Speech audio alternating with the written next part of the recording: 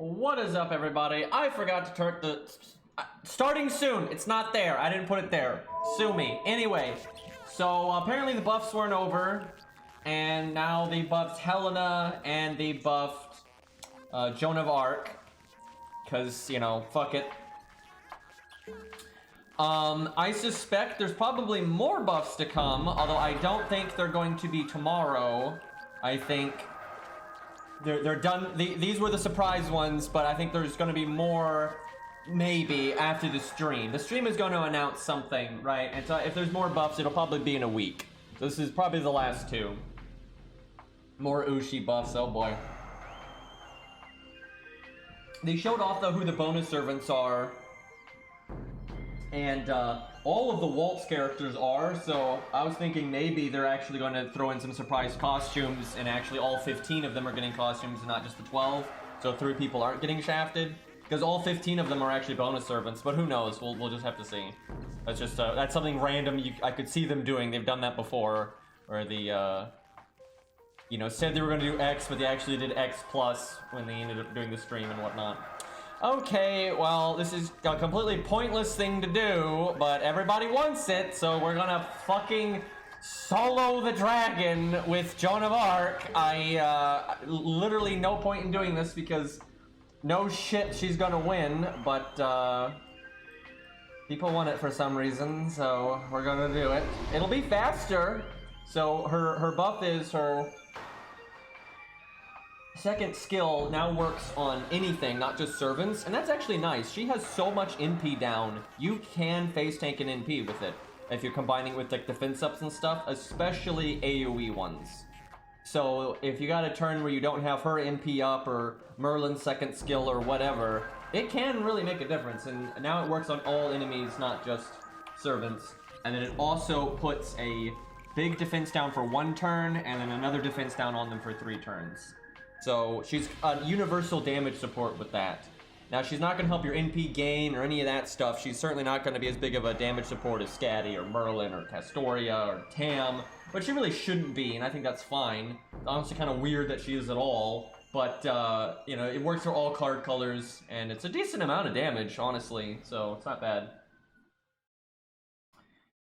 And then actually, hold on, did I kill my sound? Yeah, I think I did kill my sound. Hold on. No, I unplugged my earbuds. That's the problem, I think. There we go. I forgot what Helena's buff was. I know they lowered the cooldown by 2 turns, but I forgot what else they did. I'll have to look again. She'll 1-turn the dragon. I think not. Alright, wait, no, I still can't hear. Why can I not hear the game? Hold on.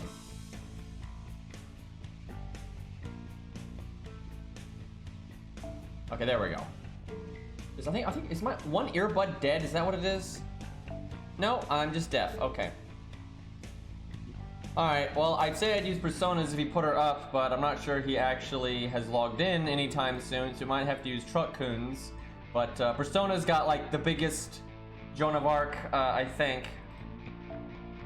But he does not seem to have logged in, so it's probably going to be Truck-Coon. When in doubt, get a truck.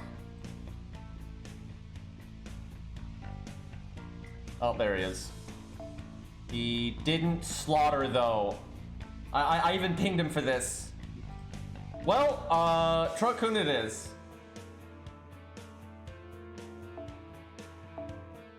Can always do it again if need be. Besides, we're gonna do team stuff. Now, testing her for team stuff is gonna be different because she is a support.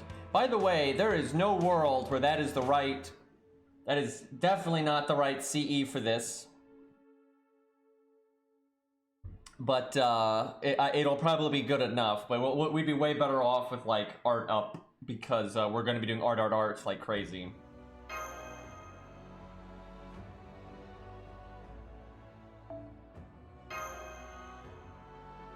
Black Grail it is. Yep, there you go. Now we're talking. It'd probably just be formal craft, honestly.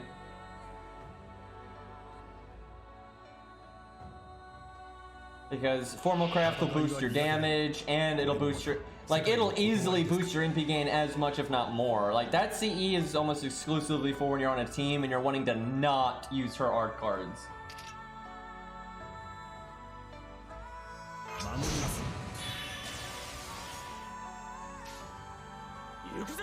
I don't actually want to do bonus damage there, so we'll do that. If Truck-kun is here, I'll actually reset if he changes the CE because I'm telling you, like, formal craft or something like that will shave off a lot of turns. Like, quite a few. Because it's applying that 25% or to 30% damage bonus every single card that you're doing every single fucking turn, so.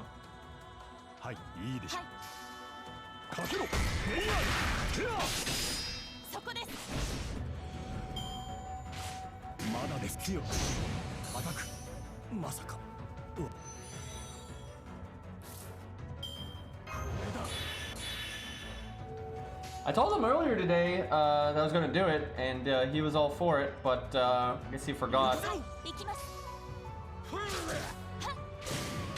And if he's busy, that's fine, but it's weird that he didn't slot Joan of Arc there.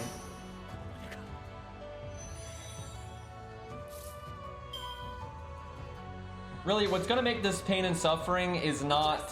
I forgot Arash. It's not really Joan of... I think Joan of Arc will be able to go at a kind of decent speed, we'll see. But we need a better CE. We need something super offensive. Like, there's just no need to be defensive here. Oh, there we go. Thank God.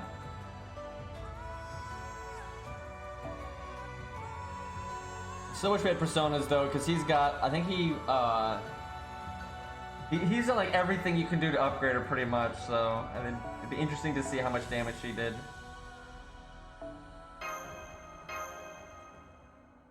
Any chance we can get command codes? Because that'll speed this up too. Again, we're gonna be beating on this stupid dragon for a while, so these things add up. That's a weird looking black grail, I know, right?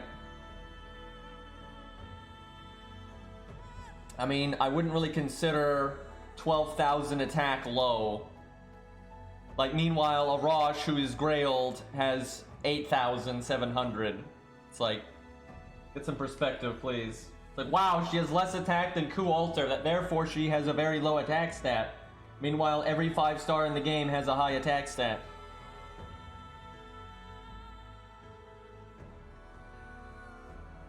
Might take a few min switching command codes. Slow indeed. Just go with like, you know, slow and steady command codes. Probably the flat damage one even. That might be worth it. And I could do Star Bomb on art cards or something. Really, all we're gonna do is the art cards, I imagine. Maybe slap a debuff clear on a quick card in case. No, that's not. She removes debuffs, so who cares? I'm gonna look up Helena's buff while I wait, because I forgot what it was. I know they lowered the cooldown and I think she gives herself battery or something.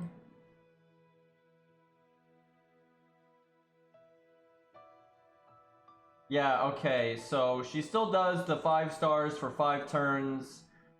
She still does the chance to increase NP, but now she gives herself a 30% battery, it looks like. So basically she can give the team a 20% battery, and then herself a 30%, so she gives herself 50%.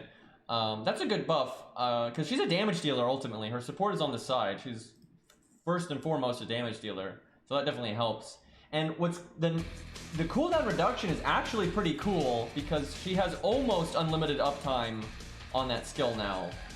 It's only 5 stars, but it's for 5 turns, and it's a 6-turn cooldown. So it's just a passive extra boost of stars. That alone is not going to be enough stars to make you swimming in crits. But let's say you've got Hans on the team, or 2030, or both, or Merlin. You know, you're going to be passively making a lot of stars without putting any investment into it and getting a nice chunk of crits. So that's nice. Like, I don't have a problem with that skill. I think she's in pretty good shape now. I'll be interested to see how she does as a damage dealer. Alright, let's see what command codes we got here.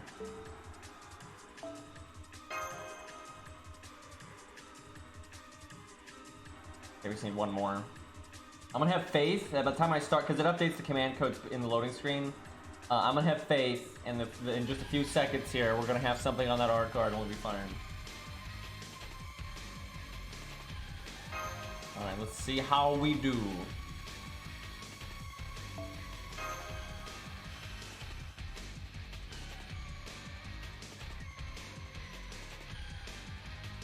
We need... What stage would be good for Joan of Arc? Because Lobo is a good stage to test the support. What we'll do is she'll be like, you know, the support, and then we'll use a bunch of really scuffed budget DPS, so, you know, the support will have to work really hard to do well, so that's what we'll do. But I gotta think of a stage that will work, because Lobo is an Avenger.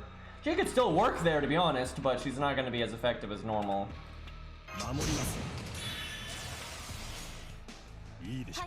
So Jolter is a bonus servant. You all think that Jolter is going to get an animation update and or a focus in the event. My whole thing is I think if she gets a focus in the event, then she's probably getting stuff, right? If she's not getting a major focus in the event, if she's just kind of a side attraction, you know, then I don't think she's going to get anything. But we shall see. But I think if she's a major part of the event, I definitely think she's going to get attention then. But it would not shock me if we have to wait for some other time for it to... You know, the Jolter hour, if you will.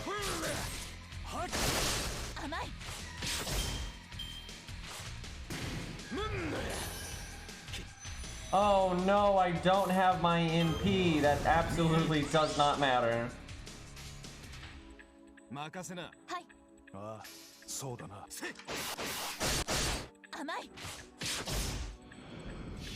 Stella hitting a 2K golem.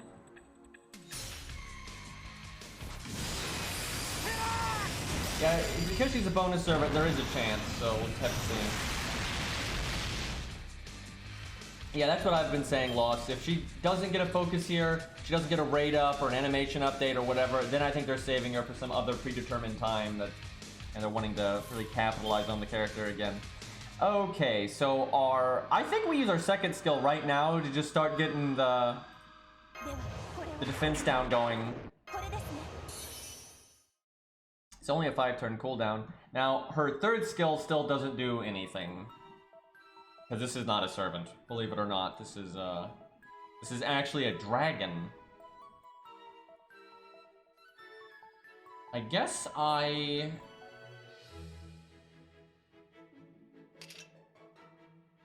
could do that. Just forget the third skill.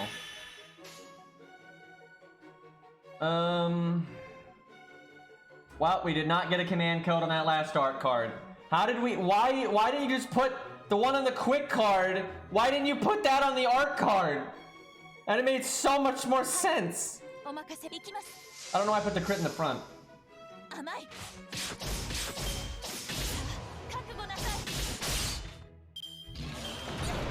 Like, we are never going to use that quick card at any point.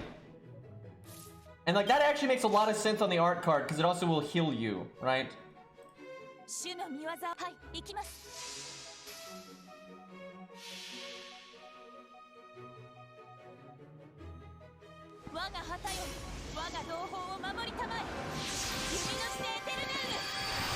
I was looking for dragon damage command code, feels bad. I'm just bullying.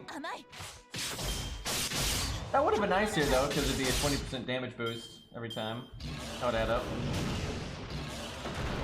So, of course we're going to beat this. We're a ruler. So the boss does half damage to us. And he's an AoE, like his normal attacks are AoE, so they do less damage. Those two things combined mean we're just not going to take any damage at all here.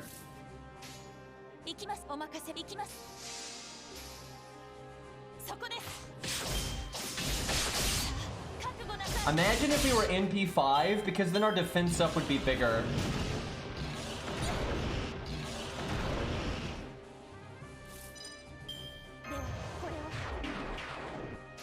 Should have probably cast that next turn, because I'm only attacking 3 times instead of 4. But hey, maximizing the cooldown.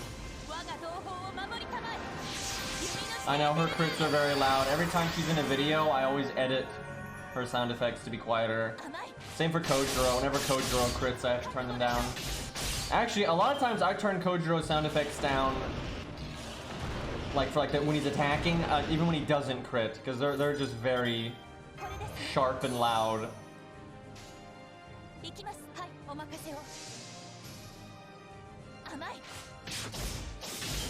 Yeah, it's a low cooldown and it lasts 3 turns, so it's not bad. The first part of the defense down only lasts 1 turn, so you kind of want to cast it on the burst turn, and then you get some lingering value, essentially. It's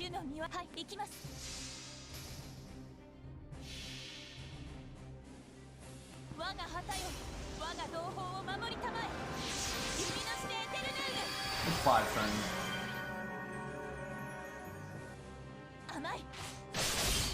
Debuff lasts 3 turns, and the cooldown is 5.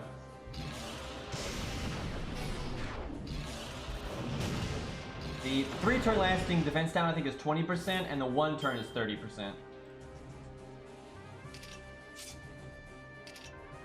Might as well use this here. I'm not NPing this turn, so.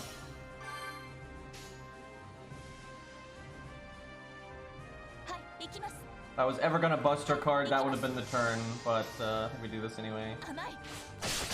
I mean, you can kind of see, I'm not even using the heal command code yet, and you're just going forever here. Like, of course we're gonna fucking win.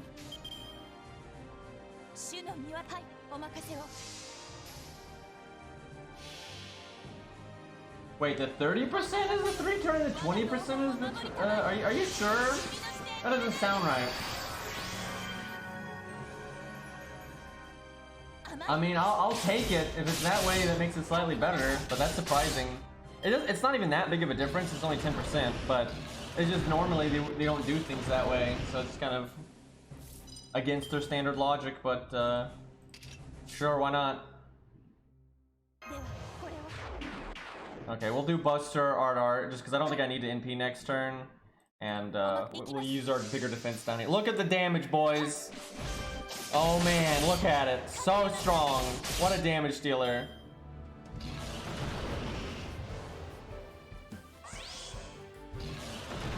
Her gameplay is actually pretty fun in a team, right? But it's one of the worst things ever in a solo. It is truly remarkable what she can solo, though. I mean, she can solo fucking Anniversary Saber Altar, for God's sakes. Now, it needs to be a very upgraded Joan of Arc to do that, but, like, that's nuts. Like, that's nuts.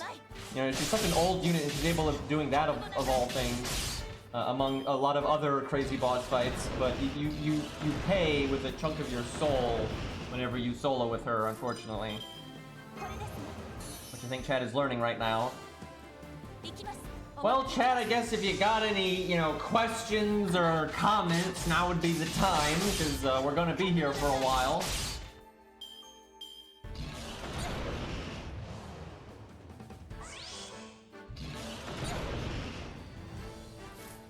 I don't think we ever did try her versus Guadia. That would be very tough, just because his damage output is so high. However, his hit count is too.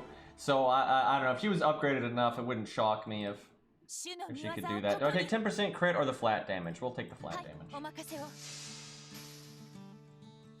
much better is Avenger Nobu when Nobukatsu comes out? I mean, really, it depends, I guess, because a lot of times you might prefer Merlin still, depending if you have access to him or not. However, it's like Nobukatsu is a good support for her, and he's a support that anybody can have, right? So maybe you're summoning a friend's Merlin, but you need more support than just that. You're obviously going to also then have Nobukatsu. So he is good, but there's a lot of times if you have a lot of options available to you that you probably wouldn't use him anyway. But if you do have limited options, he is a very nice budget support for her, like very nice. And he's a decent budget support for anybody, but he's especially good with her, most certainly. So do it like that.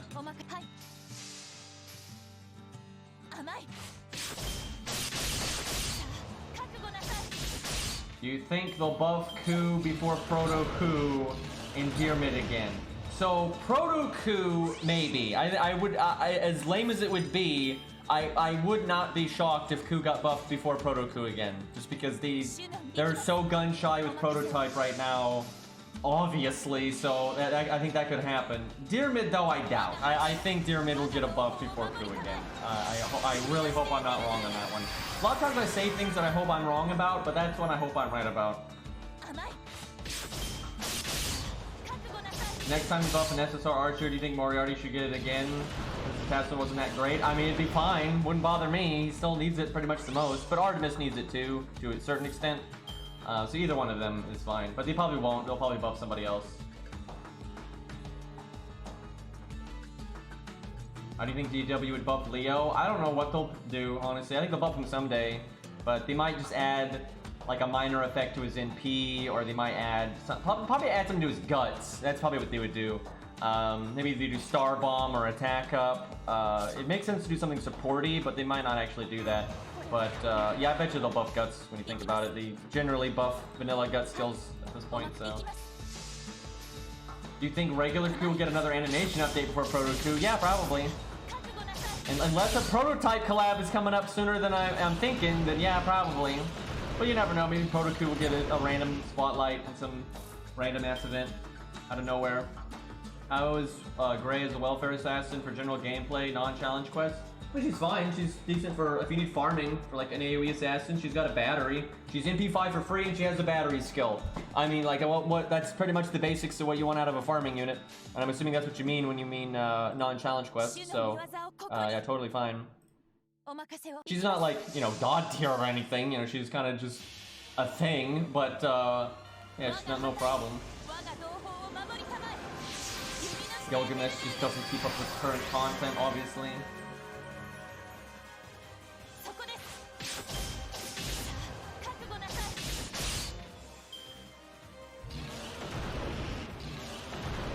No, there's plenty of competition for Gray when it comes to damage.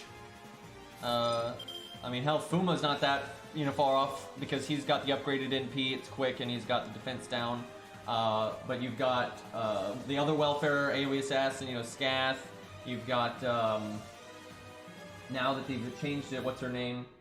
Donzo. Like, there's a lot of AoE assassins that are like the same rarity range of her and even, you know, lower or higher. And then there's the new welfare as well. If anything, Gray's been, especially on JP, Gray's been lagging behind, in my opinion, a little bit. She's not bad, she does fine, but there's just, you know, Fuma and all that, and then Donzo getting buffed and everything, and the new welfare. Gray is kind of outclassed a bit these days, but she's not, being outclassed doesn't mean you're bad. They don't really make vanilla skills anymore, period, unless they have very, very powerful effects. Like, they have some ludicrous now, because, like, you know, Canis has monstrous strength and it's totally vanilla, but it's such a large amount of attack up that, you know, no one's going to really complain that it's vanilla. A lot of vanilla skills actually are very good, because they can do a lot of useful stuff, but people just complain about them or don't think they're fun or whatever, so yeah, they don't do them too often. I feel like I could have used Atlas a while ago and I just forgot. Not that it matters, because we're clearly going to win here. Prediction for the upcoming anniversary. I mean, the last anniversary was so shit, I have no expectations anymore. However, I can't help but hope. You know, you'd think I would have lost all hope, but, you know, anniversary is when they do cool shit. Now, yeah, last year they really didn't do any cool shit, but if they're ever going to do cool shit, it generally is on the anniversary, so, you know, I would love for them to do, I don't know, a story replay, but, You know what? At this point, because it's taken so long, I think the command code update is probably going to be with the anniversary. That's so stupid that we have to wait that long, but that's what it's definitely looking like. So, imagine saying that you know the command code UI is bad and you're going to update it, and then waiting until the next anniversary to actually do something about it.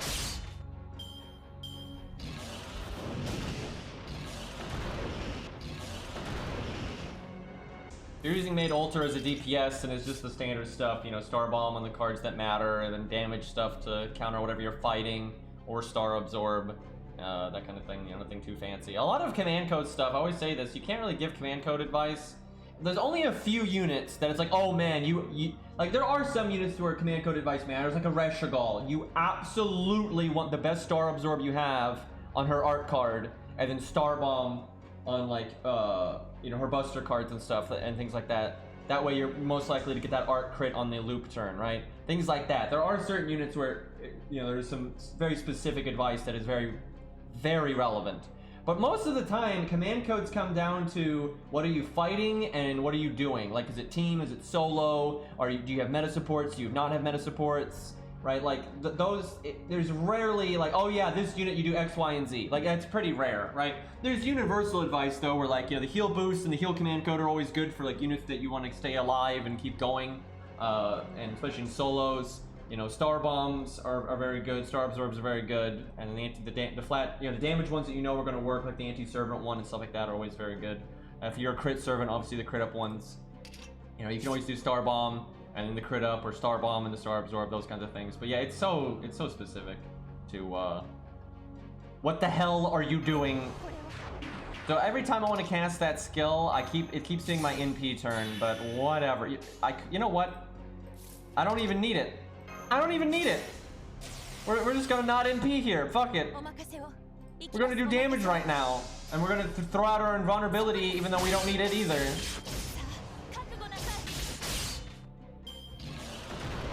I'm gonna get 200% overcharge just because I can. It's practically useless, but you know, why not? I can't help but notice though, the dragon has not been buffing himself much. He's actually trying. How dare he try to live?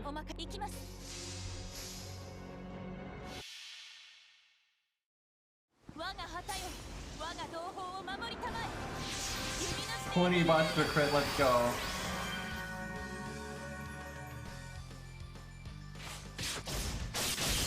Story replay, but you have to unlock the stages with rare prisms. I wouldn't put it past them. They'd probably make you unlock like each story one at a time that way. They wouldn't make you pay rare prisms per stage, but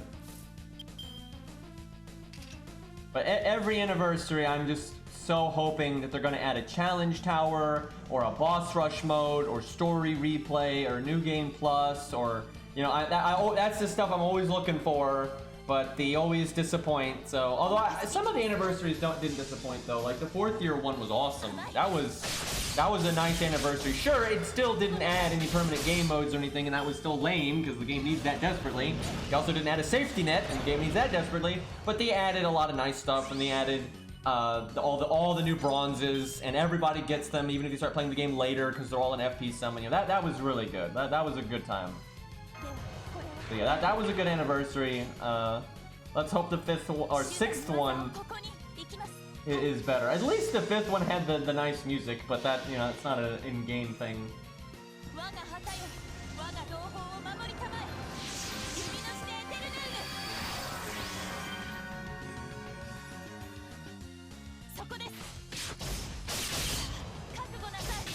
Yeah, the new bronzes were definitely one of the best received things that they've done. You know, I have invulnerability right now, and he triple buffed. Because I like how this is the first time I can't block his NP, and I wasted this for no reason because I was BMing, and then he just triple NP buffed. I may have thrown there. We'll see. We are counterclassing in terms of taking damage. But, yeah, we may have just thrown, because normally he doesn't have that much NP up, but look how much NP up he has! So, I'm a little concerned here. I probably should art chain to make sure I could, NP next turn. I don't know why. Why am I throwing so much right now? Woo, boy! I am glad we're a ruler because that was a lot of NP up. Did you see all those icons next to the damage, dude? Holy shit! Thankfully, we did not pay for our arrogance, and we will be able to recover. Imagine he triple critted now. Like, he triple buffed before, and then triple crits when our shields are gone. But yeah, we're fine now. You know what a good command code would have been? Unnecessary, clearly, but the heal boost would have been good, because we do heal so much. Make some stars and get that little bonus heal there.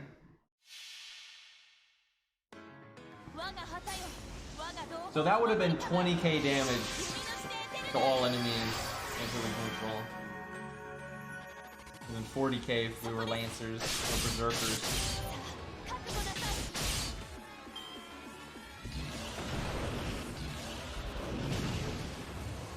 Yeah, that BM invulnerability did not work out for me.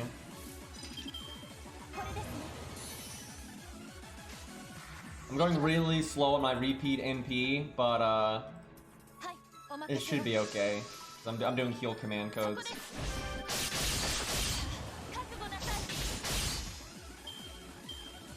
I just like how the one time that I had to face tank the NP, he had so much NP up. He smelled blood, man. Okay, now we're gonna go full ham on the NP gain, because we want to block his next NP, but we might win by then, depending on luck. It's almost over, chat.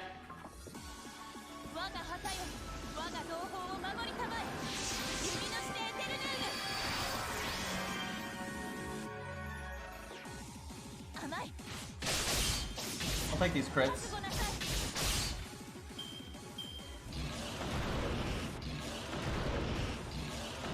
I guess we'll use Helena. She's AoE, so you hold her to a lower standard for this fight. But we'll use her, and then and Zaw has her. He said he put hers up, but he's not here this second.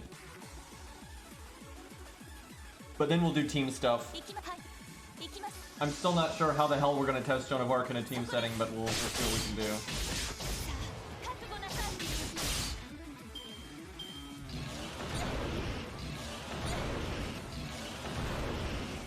Gotta be careful to not accidentally kill this guy. So if I didn't play like a big dumb, we would have full health right now.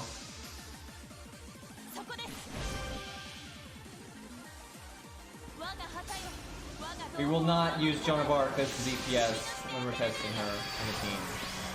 We'll just use really bad DPS, so she has to carry a lot of weight. Very average DPS or whatever.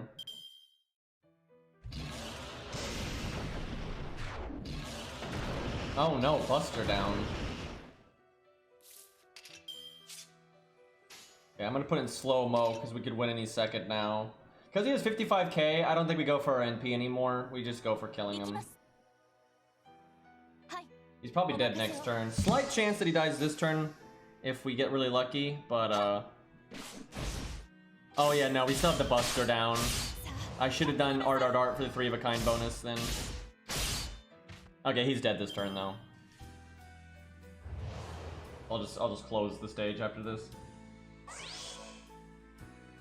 We would not have killed him there though if we had done triple art. It just would have done a little bit more, I think.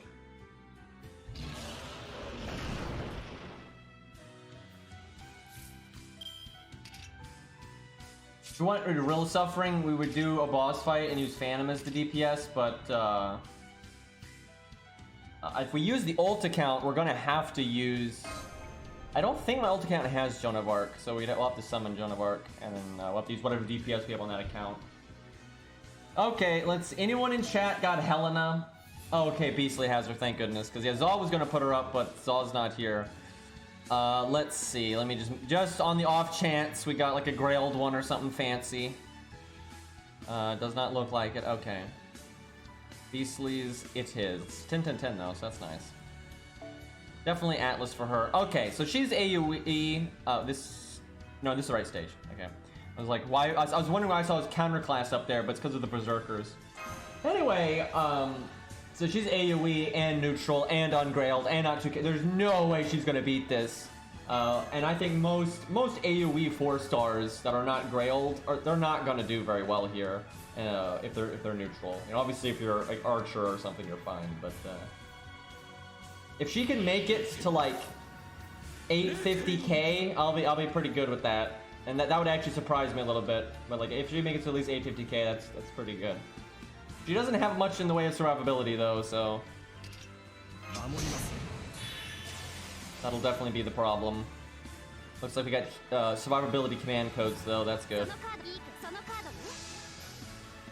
By the way, I think we're gonna start playing Dragon's Dogma again soon. We never finished that with the St. George file. I can't decide though. If I start playing it again, what I might do is I might just start a new game plus. And there's a popular mod these days that makes the game a lot harder, like, because that game has a terrible new game plus. It's terrible. But basically, all the enemies gain attack stat, but that's it. They don't even gain health. So you just one-shot everything, but they hit harder, but it just means nothing. But somebody made a mod that makes the game a lot harder, and from what I understand, in a pretty fair and, like, you know, handcrafted way. So what I might do is, because basically we're at the end of the game, but we were going to do all the bonus in-game content. What I might do is not do the in-game content, just instantly end the game, start new game plus, use the mod, and then just keep St. Georging things and whatnot. But we'll see. Maybe we do the in-game content, or I don't know. The thing is, if we just do the in-game content, most people aren't going to have context. There's no story anymore, and you know it's a bit more repetitive. So aside from the big dungeon at the end. So I kind of want to just start over and just kind of play through the game again, and see what the mod is like, and then do the in-game stuff. But yeah, I've been wanting to play that again soon, so I think it's about time. Also, a sequel's in development, so that's nice. Took them a trillion years, but the question is, will the sequel have co-op? It was so mind-blowing that the original game did not have co-op. Hold on, I'm gonna be right back. I need to grab water.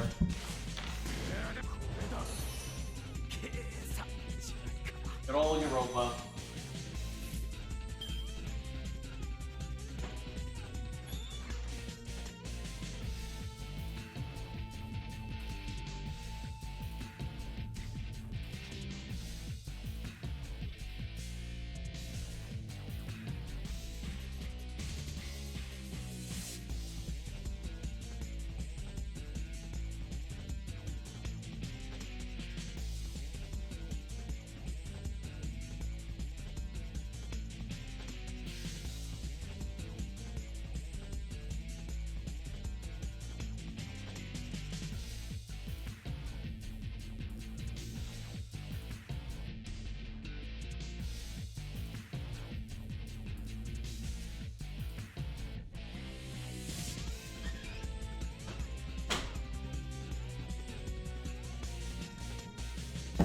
Alright. How many turns was that Joan of Arc solo? Was it like 33, 35 or something? Wonder, I know people were guessing. I wonder if anybody got it about right there. I hate Dragon's Crown. I never played that game, but I remember the outrage back in the day, and it was so dumb because I remember everyone was so mad because it had like that, I think it was a sorceress or a witch or something that had, you know, massive boobs, which I think looked, you know, weird, but I didn't really care. And everyone complained about that and acted like it was sexist and all this stuff. Meanwhile, the knight had like the huge upper body, tiny legs, and a really small head, you know, implying he was stupid, and you know, they have him act like a moron, right? No one gets mad at that. No one's like, oh, that's sexist and blah, blah, blah, blah. But just video games, man. It's always that kind of nonsense. Okay, I guess I can't... Wait, no. Why did I... I'm just gonna restart now. That's the skill that has the battery on it now. I was like, I want the stars for next turn. Dude, fuck that clip. I know what that is. I know exactly what that clip is. That was dumb, dude. That was so dumb. Like, seriously, what's that shit? It's like, who's not gonna be annoyed with that? Like, who makes that an enemy spell. And it's like, yeah, no, this is a reasonable amount of time for an enemy attack animation. It's like, you've got to be fucking kidding me. I don't care that I died, right? That does not bother me. It's that it took 9 years. It's like, it could have killed me, drained one of my levels, broken my gear. You know, I can accept those things, right? I don't need to wait 9 years for it to, you know, put me down and just, you know, end it already. Fucking BM to the max there. You think like astral finishes and super moves and fighting games, I think those are, you know, too long in BM. Like, nonsense. One spinny boy though.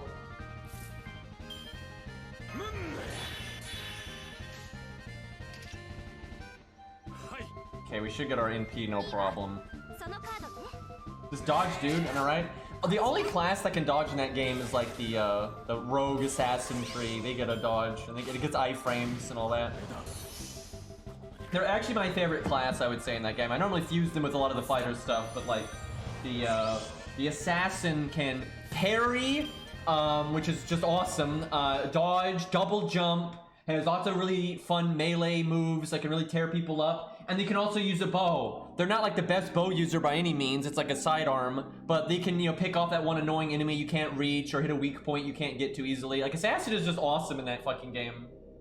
I know they nerfed Assassin, but they're still good. They're still really good. Like, you could still min-max their passive skills and stuff. So those that don't know, in Dragon's Dogma, if you level up as a warrior or a knight, or what was it? It was fighter and warrior. You know, you get their passives, and you could actually use those passives when you switch to a different class. Which is kind of annoying because you ultimately kind of need to play every single class a chunk to get all of their passives. But then you can pick and choose the passives from all these different classes on any other class that you want to actually play. And if you know, pick the right other classes to grab the passives from to be used on the assassin, you could still be quite the fucking monster, and you can still double jump and, you know, dodge and parry and all that good stuff. Yeah, the stat growth in that game is really messed up. Thankfully, there's mods that help a lot of that stuff, apparently. There is some... That game is awesome, but it does have a real degree of wonk, for sure.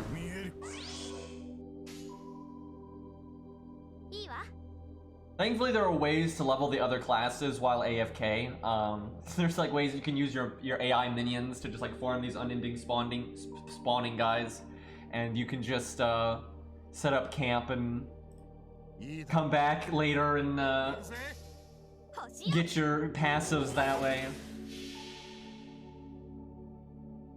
You don't really need a spreadsheet to play Dragon's Dogma. It's not at all, really. It's just read the passives, right? Like that's really all you gotta do is like pay attention. Okay. So our first NP is not going to have all of our damage up skills, which is kind of disappointing, but it means I can like min-max our... Well, I can use our third skill, that's fine. But we won't use the second skill and the first skill. We'll use them hopefully on the next turn. I'm actually really curious if she's going to be able to loop here. Beastly, I see what you did there. I like that. That'll be nice, actually.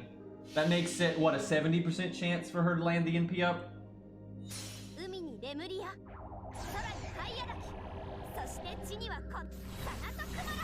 See if we can get any value out of that. Wait, it's... Oh no, it shouldn't apply to yet. I was about to say, why don't I have it? So you just use her second skill first and we should be good.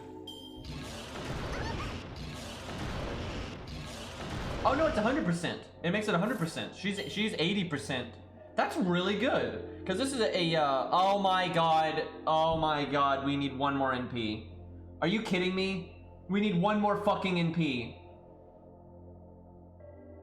Oh my god, somebody give me the Merlin command code. That's so stupid! Bro, we could do a 50% battery with a guaranteed 50% NP up, and then we could use Atlas right away. I'm just gonna cheat. I'm just gonna pretend, because if we did this over and over, a lot of times you're gonna get that NP there. I don't want to reset and waste the AP, so I'm just gonna, wait, no. No, okay, here's what I'll do. I'll do this, but I'll still use the skills. We'll act like we just got the one, although now I'm gonna be at 200%. No, wait, no, I won't. It won't round up. So, slight cheating there just so I don't have to reset a million times. But, I don't even care. I don't even fucking care. Okay, we do not have the heal boost. We really do need to heal though. That's on quick. So I think I should probably switch these two command codes around. The quick and art, the star absorb one, that's probably worth. Guess I do it like that. That's, you know, less NP gain, but living is good.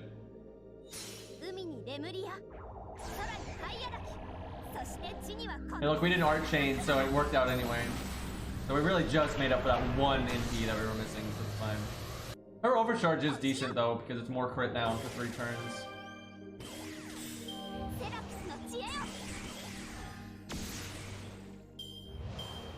What's really gonna get her is just lack of survivability.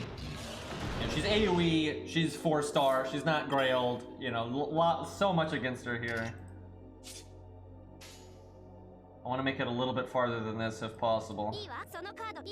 We need to at least survive to use Atlas, otherwise we're really failing.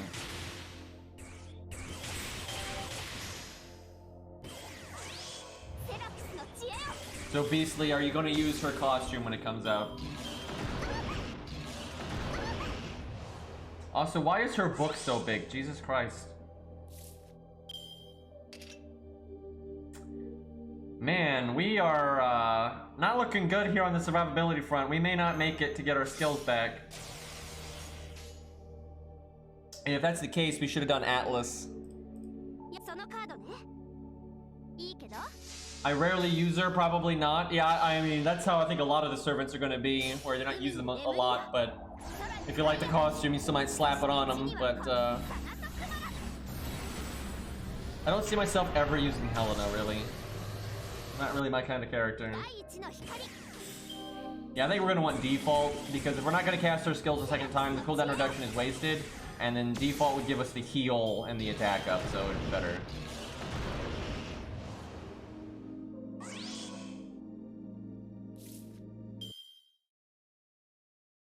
Okay, good time for the buff success chance. We basically have 1 turn left here. I can heal again. That's not going to help me, though.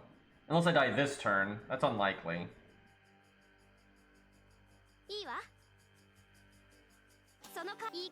Okay, as long as we get our NP here, we can at least get one last shot of value. We are so not making it to 850k, though. We'd make it a little bit farther with default, but, because I could potentially not use the evade until the NP turn because of the heal. And we do a bit more damage.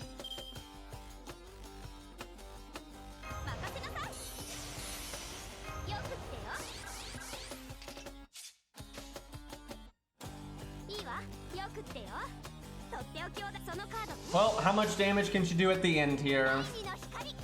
Got that nice big NP up.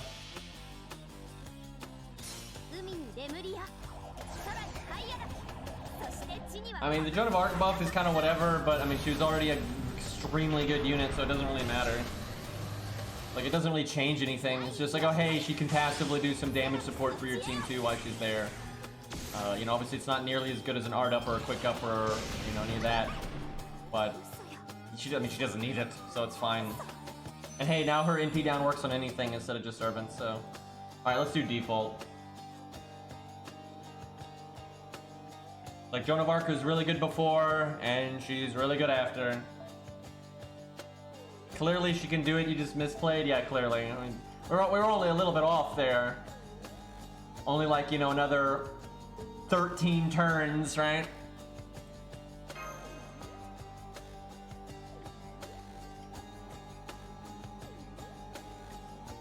Yeah, her damage output for what she is quite good. And as a bonus, she has that kind of damage, and she gives the teams a few stars, you know, pretty much forever, and some extra battery, and some extra damage up with her, with 2 things actually, because she gives them the quick up, art up, buster up, and she gives them the defense down. So she helps the team a nice chunk. She's definitely not a support, but she's got some side support, and then she's a decent damage dealer. So she's a fine unit. It's just that she's an AoE caster. Who the fuck needs an AoE caster, right? No one's like, oh man, I got this rare unit and they're an AoE caster, boy, I needed that one filled. It's like everyone has a million AoE casters because that's all that there is in this fucking game. Right? People need single target casters. I mean, literally no one can fill the single target caster role unless you're actually a proper single target unit generally. If you have to use an AoE one, she's one of the better picks. You know, if we're talking more budgety, you know, if that's what you have Helena, you know, it's like Helena and Babbage. You know, those are the maybe caster coup. But you know, yeah, Helena, if you gotta fight an assassin and you just don't have any proper single target, she's a better pick than a lot of other things, for sure. But she's not necessarily the best in the game by any means. But again, it's 4-star, so yeah, Babbage is about as close as we've got right now.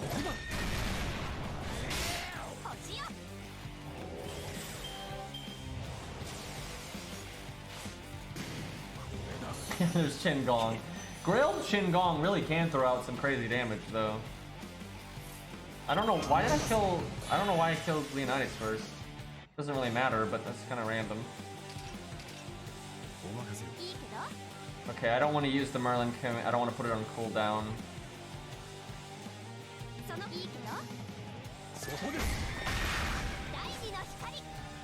Lubu dies so much faster though than... Like sometimes you can make a Berserker work to kill assassins and it's fine, but sometimes you can't because you can't always afford to hold their hand and try to protect them. Because yeah, casters take half damage from assassin bosses. Berserkers don't take half damage, and they don't even take neutral damage. They take double damage. I mean, that is, the value shift there is huge. Alright, thankfully Arash gets to hit all 3 targets, so maybe we get an extra star here, oh boy. I wish we had literally any star gen on this turn.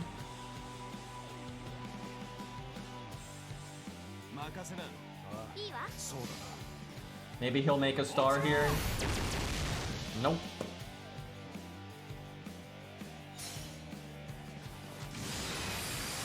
The caster guild's almost the reverse of Helena. He's more support. Although his damage is better now because they buffed him and all that. But I guess they also buffed his support too. Caster guild is just really good in general. But yeah, he's definitely a support first, DPS second, where Helena is a DPS first, a support second. Okay, we absolutely must cast our buff success chance up. We don't want any of that RNG nonsense. So we want to do attack up on the next NP then. Okay, we got that Merlin command code, feels good.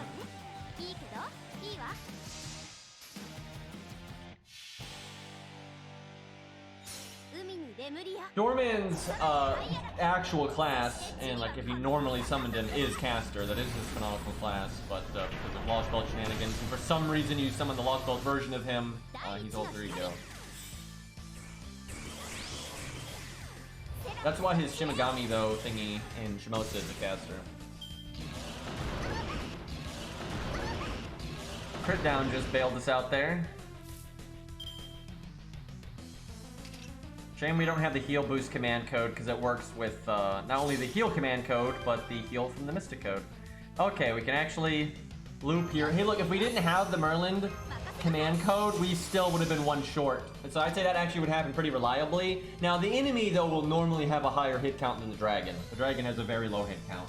But if you were wanting to reliably do what we're doing here, you would want the Merlin command code, like absolutely. And if you're a big Helena fan, you're gonna want that on her anyway, I would think. What are your thoughts on the alter ego class? Some people say it's the worst class in the game, and I disagree. No, it's the worst class in the game. It's terrible. The only reason it does well is because some of the units within it are so strong. It's a fucking terrible class. Like, occasionally, it's very good, because sometimes you fight a bunch of cavalry classes at the same time. That does happen, and so, for example, let's say you have a boss, but this is why it's bad. Like, what I'm about to explain might sound good, but then I'm gonna explain why this is bad. So if you're fighting a boss, maybe, and there are bosses like this. I'll take an exact example. The challenge quest with Alexander and Waver, right?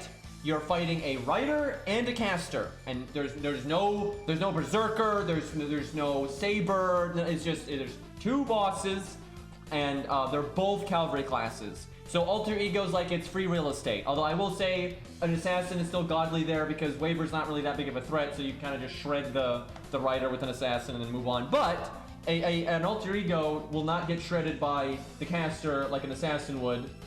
Can still kill Alexander, and then is it's not weak against Waver, right? That's nice. That's nice. So that's a use for an Alter Ego. That doesn't happen very often. That does not happen very often. And even when it does happen, a lot of times Berserkers still work, because that fight, it's very easy to use a Berserker in. Some fights counter Berserkers, that's not one of them, right? So it needs to be a fight where Berserkers are kind of countered, and it needs to be then, all Cavalry classes and lined up that way. But then also sometimes the neutral classes will still work fine, or Ruler will still work fine, and this, that, and the other. And then there's also the other 30 billion stages where, yeah, there might be an enemy Rider, and there's also an Archer, and then a Saber, and then there's a Caster in the back, and then a Berserker. You're getting wrecked by almost everything there. Yeah, don't worry guys, I countered 2 or 3 of them, but they're spread out. So I guess that's just not that good. The reason some of the Alter Egos do so well is because, hey Ari, is because they are just so strong. Melt's toolkit is fucking bananas, but that's her toolkit, it's not her class. The class is bad, and it's useful occasionally. It's not so bad that it's never meta. It is meta sometimes. From time to time, it is meta. But a lot of the time, it's not. It is almost never a meta class. And a lot of times, it gets the shit countered out of it. They basically made Foreigner so Alter Ego could do something. Like, where it would be absolutely a time where it was meta. And when you fight a Foreigner, that's the one time that it absolutely is meta. You hardly ever fight Foreigners, though. They're so rare. So yeah, class sucks, but a lot of the Alter Egos are godly, and they completely make up for it. And that goes for Foreigner, too. Foreigner is this fucking stupid class.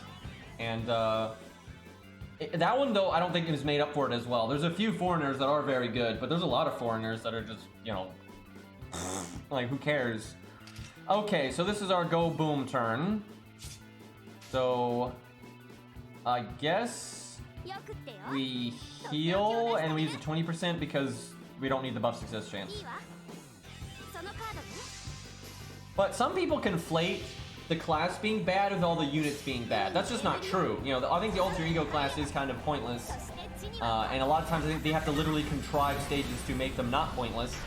But they don't do it very often, and they're just stage after stage after stage where they're just not that meta. But there are a lot of, again, Melt is so good, Passion Lip is so good, Doorman is so good, right? These things are phenomenal. But to show what I'm talking about, imagine if Melt was just a Saber. She'd be like the best, she'd be such a fucking good Saber, right? And she would just do so incredibly when you're fighting a Lancer, even if it's some super crazy hard Lancer fight, she's gonna be godly there.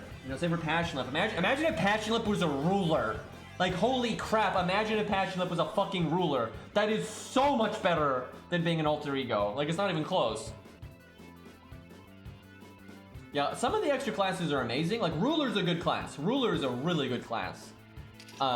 Because they're just so effective against so many things in the game. Almost no matter what you're fighting, a Ruler is going to be very useful to you, right? With the exception of very few specific things. That's really, really good. Same for Avenger, because Avenger will unbelievably shred Berserkers. That's actually another reason why I don't like that they added Foreigner, because that was kind of Avenger's job.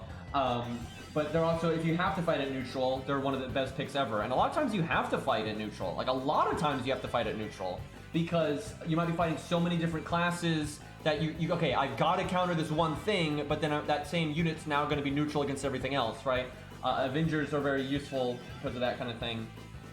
And yeah, Moon Cancer is dumb. I would say Moon Cancer is probably the dumbest class in the entire game.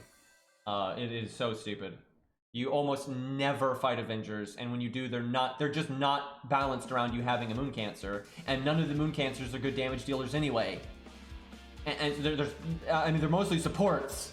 And if you're going to be a support, there's literally no reason to be a fucking Moon Cancer, right? Like, that, it's such a dumb class. I guess Kiara kind of isn't a support, but that's about it. Yeah, I would agree. I would agree that Moon Cancer is the worst class gameplay-wise. And again, they have to, like, contrive reasons for them to be good. But some of their toolkits are good, that they're good regardless of it. Like all of the classes have. I gotta tell you though, I think they've been so bad with their extra classes. There's all kinds of extra classes you could make that'd be interesting and fun, and would be useful. But they keep making extra classes just for the sake of making extra classes. They're not flushed out. They clearly aren't thinking them through, and then they don't actually have any real use. And so they have to make their toolkits insanely powerful to make up for the fact that their class is just a tack on. It's a fucking tack on. You know, moon camps and all this stuff, they're just tacked on to the game. And a lot of times they hurt the game because they mess up things like for example, Berserker used to have a real purpose in that they were the only class you had access to really do damage to rulers. But rulers normally had less health, so you could fight them without a Berserker, but if you could protect the Berserker, it was really worth it. But then they added Avenger. Now I think Avenger's not the worst not the worst extra class they added. But it made Berserkers so pointless in that department, right? That was a real knock to Berserkers. Then they had Foreigner and messed up Berserkers even more, right? So Berserkers went from a pretty useful class that makes a lot of sense to, now they're mostly for multi-class stuff, right? And that's kind of lame. But like, for example, I've always said, here's an easy way that you could do an extra class. Now this is probably not, at this point, this is not how I would do Gunner, because Ultra Ego exists. And you kind of need to make the opposite of Ultra Ego. And everyone thinks that means the thing that counters Ultra Ego. No, I mean the thing that does what Ultra Ego does, but for the other half of the game, right? Like, that obviously needs to be added. But, like, if you wanted to add Gunner, I think a great way to do Gunner, and just a good template to how to do the extra classes. So, canonically, extra classes are derivative of a class. Avenger is derivative of Berserker. In a Holy Grail War, the Avenger, if you summon an Avenger, they take up the Berserker's slot. And it's the same thing for Gunner. Gunner is derivative of Archer. It's like a specific kind of Archer, right? It's still a ranged unit, but it's more specific than that. And in a Holy Grail War, it'll take up the Archer slot. They say exactly that. Omgrad takes up the Berserker slot in his Grail War when he was summoned as an Avenger, and it says for Billy, he would take up the Archer slot, but be summoned as a Gunner, right? That's just how extra classes work. Voyager is derivative of Rider, which actually makes a lot of sense, because you ride the spaceship, off on your voyage, or you ride your boat off on a voyage or whatever, right? So how I would do Gunner, though, is I would have it where it counters Archer, because guns obviously counter bows and arrows dramatically, and they're what replace them. But then you can have it, so it's basically, it's kind of like a Lancer, but then you can have it where it's not the flip of a Lancer, right? You could even have it where, Gunner gets countered something that Archer isn't countered by, right? You can kind of just invert something, kind of like how Tristan does the reverse thing, right, as his gimmick in Camelot. You can make extra classes that kind of work that way, where they're kind of a flip on that kind of thing. But at this point, I would do Gunner like the reverse Ultra Ego. That's what I would do now, because we have Ultra Ego, and you kind of need to make the reverse of it. And it canonically, it would make sense for Gunner to do that, because guns didn't just replace bows and arrows; they replaced swords and armor and shields and axes and all of those things. So having gun be the thing that counters the knight classes, Archer, Lancer, and Saber are the knight classes, right? Guns replace that whole thing, right? So having guns counter those three makes a lot of sense. So doing like the kind of half counter thing that Ultra Ego does for the cavalry classes, that would work really well. So that's how I would do it at this point. But from the get-go, I would have done things like Ultra Ego and Voyager and Gunner. I would have done them pretty differently, as I just explained.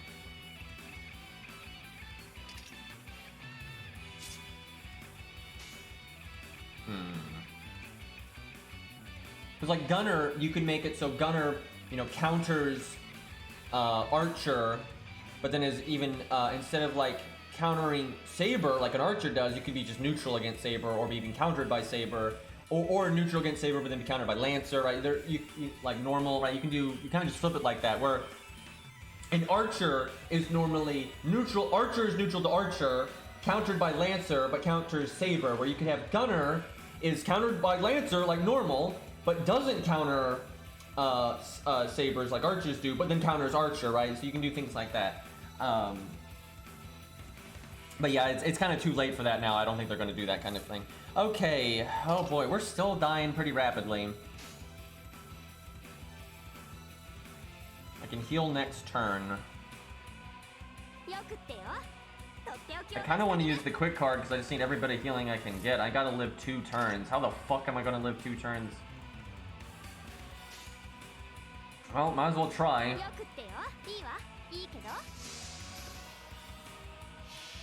So, a lot of things should not be Gunner. People bring this up every time. Every time we talk about Gunner, people are like, oh, why isn't Nobu a Gunner?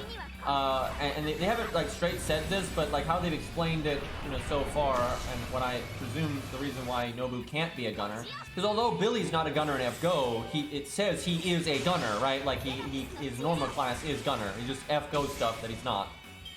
They don't say that for Nobu. And as far as I see it, they shouldn't. Because, I don't understand, how did we live to the exact same turn? I think we need the heal boost command code, because we basically need to heal boost the regular heal twice, and we need to heal boost the mystic code. Because that's a lot of extra health than we're at now, and I could probably live 1 more turn. Anyway, Nobu is not a firearms specialist. Not at all. Like, Nobu doesn't really know how to use a gun that well. It's just a tool, right? Same for a lot of the people, like same even for Kurtsugu, right? It's just a tool in his arsenal. He doesn't sit there, he's not sitting there training with guns 24/7. He's not the master of a gun, right? Like, you don't get to be a lancer just because you have a spear. You don't, right? Let's say you're mostly about like the chariot or some nonsense like that, and you just have a spear, but you're not a master of it. You normally cannot be summoned as a lancer then. You just happen, like I don't think Iskandar can be summoned as a saber, even though he has a sword, but he is not the master of a sword, not at all. So he can't be summoned as a saber, right? But he's got a sword, guys. So every time I see somebody say Nobu should be Gunner, it's just like, oh, Iskandar should be a fucking saber. It doesn't make any sense, right? Gunner is for people that really specialize in firearms, right? They don't just have a gun. It's just like Kodro is over there training 24/7. You know, they're over there training with a gun, you know, a fuckload. That's why Nameless can be a Gunner, but Emiya can't. Because Nameless, you know, trained with guns a lot, right? Where Emiya normally doesn't. So it actually makes sense. And again, you know, Billy obviously used nothing but firearms and got very, very good with them. And a lot of people in the Wild West, you know, they didn't have anything else to do sometimes, so they would, you know, train with guns. You know, that's where the whole gunslinger thing comes from. You know, people get way too proficient with those things to the point where it's not even necessary, right? You don't need to be able to do all this flingy nonsense. You know, that's not actually practical. So I'm gonna try to not use the evade and just hope he buffs a lot. You know, sometimes he triple buffs, and I'll double heal here. But yeah, we're probably dead. Because we're gonna have not even 2,000 health, so. But yeah, if we could work in the heal boost and somehow land the heal boost on, in all of these heals, we would have about 4,000-ish health right now. Maybe a little bit more, so I could potentially live. I like how I couldn't even survive 1 hit. I did all that, and just barely, barely overkilled us there, but, damn it. I think at best she'd make maybe to 950. I think she could maybe make it to 950. Maybe 940, 930, but for not being Grailed, though, and AoE, neutral, all that, that's alright. It's nothing phenomenal, but it's alright. He's not using a gun in FGO. William Tell is still using a bow. I swear, everyone thinks it's a gun just because of the camera angle in FGO. He's literally not using a gun.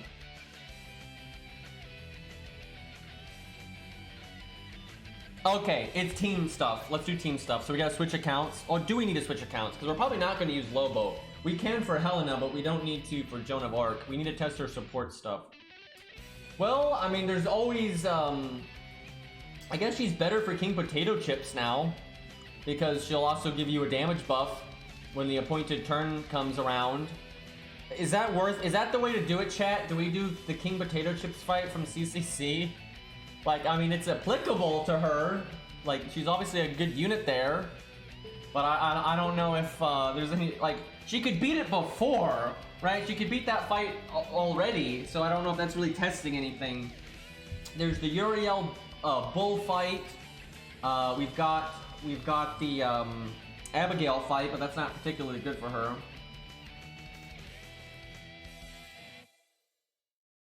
Yeah, it is big, but it's not exactly what you use her for, and if you're wanting a damage support, you normally wouldn't bring her anyway, but it's nice, because if you're bringing her, she's got a universal damage support now. It's really nice for people that just like her, because I think on an art team, you know, Caster Artoria is normally better. Although, even before the buff, Joan of Arc still had certain things over Caster Artoria. Sometimes the full invulnerability is a lot better than the one hit. And even if you can overcharge Caster Artoria, but that's effort. I mean, what if you wanted to overcharge something else, right? That's limiting your options, and you might not have the CE, you might not have the other NPs available that turn. There are bosses that will do an AoE NP, and then they'll do a bunch of AoE bullshit normal attacks that can fuck you up. So in situations like that, Joan of Arc is definitely better. Like, Joan of Arc still has plenty of benefits over Castoria. It's just Castoria's damage up is so much, and the MP gain is so much, that normally Caster Artoria is just better. But this definitely offsets that some, because Joan of Arc still is actually better for the tanky side of things. And now she keeps up a little bit for the damage stuff, and her damage stuff is universal. So if you're a Joan of Arc fan, and you just want to use her as your go-to support, you're going to be pretty happy now, because this is what I like about Joan of Arc. She is pretty applicable in almost every situation that has ever existed. The boss can be single target, AoE, almost any class under the sun, normal card damage, NP damage, crits, not crits. You know, she's going to be useful almost under any circumstance, because she just keeps you alive longer, and it's just like, oh, they got a nasty NP, I use her NP, we're safe. The only thing that really counters her is piercing vulnerability. That's pretty much it. But now, while she's doing that, she'll also, she might still hold back your damage a little bit, but she can still complement. She's still got a nice, hey, you need some real big oomph this turn. Big defense down, right? So that's nice. I think if you're a Joan of Arc fan, you can use her almost all of the time for any boss fight ever. And I think that's really good. Okay, so let me think, what do we have available to us? We got the Lantoria fight, that doesn't make any sense, or the regular Lancer Artoria. We got Lobo, that doesn't make any sense. We got King Potato Chips, we got the wanted stages, those are kind of easy though. We have Abigail, but that's on a different account, and Abigail is a terrible fight for Joan of Arc. If there ever was a fight that's not good for her, it's that one. I mean, King Potato Chips is such a good fight for her, but we've already beaten it with her several times, so I don't see the point.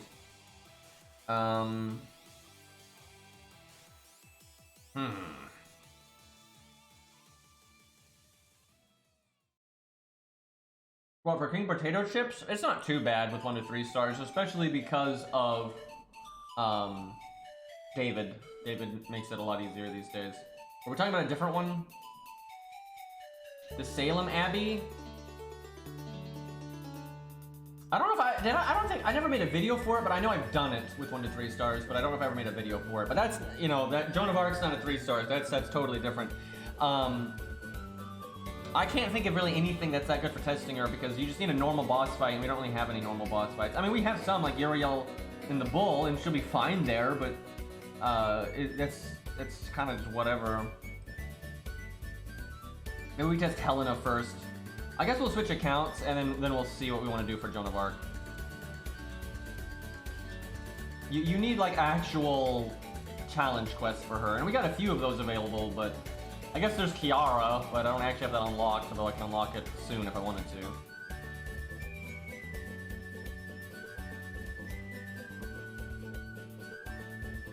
to. And Doorman's not really applicable. I mean, she's fine there, but that fight is so easy to do. That fight's a good solo fight, but it's so easy in a team. She is hilariously good there, though, because she'll clear the debuffs, and the whole gimmick in that fight is the debuffs. Like, if you're gonna lose, it's gonna be because you got too many debuffs on somebody. But every time she NPs, she removes them, so.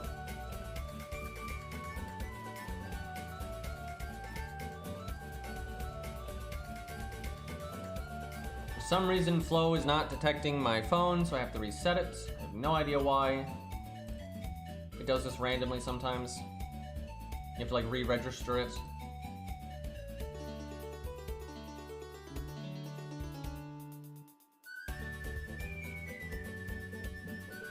What? It's acting so weird right now.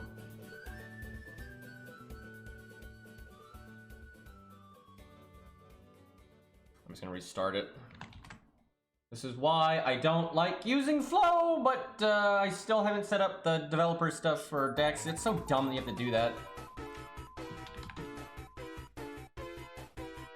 I have no idea why Flow's not working right now.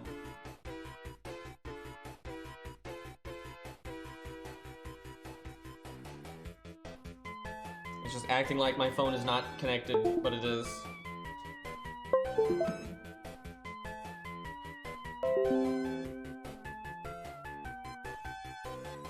But I just unplugged my phone and plugged it back in, and Dex instantly picks it up, and it's like, oh yeah, you wanna use Dex for this? But Flo is just acting like it's not plugged in for some reason. There we go, and now randomly it works. God, this is such a funky piece of shit program.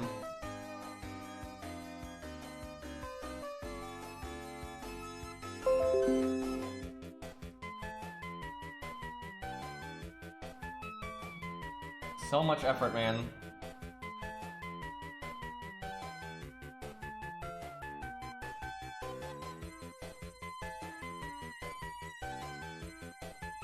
God damn it. Flo, will you work for God's sakes? I don't know what is going on with this thing right now.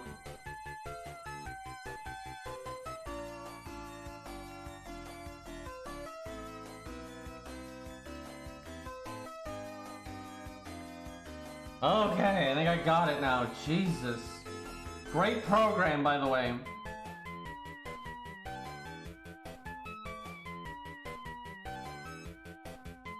I tell you, Samsung is such a trip because they make a lot of apps that are undeniably very useful, but there's something wrong with all of them, right? Everyone they make, they get something that they got wrong before right, and they make something else broken, and then they just, dude, they switch apps like all the time. They keep trying to make an app like Samsung Dex or Flow, and then used to be SideSync, and they just abandon them in 3 seconds. Dex is the only one they haven't just immediately abandoned, but I mean, I'm glad they make these apps because they're useful, but it's just so frustrating that there's something wrong with every single one of them.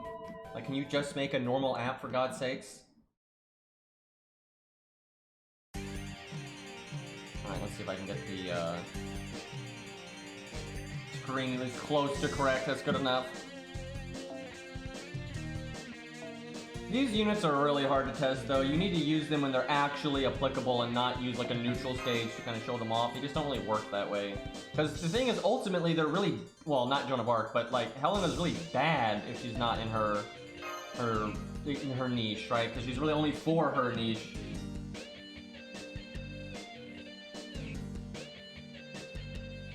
Do you think that using the Yang CC in conjunction with the burn command code without the Yang CE is not broken? Wait, what?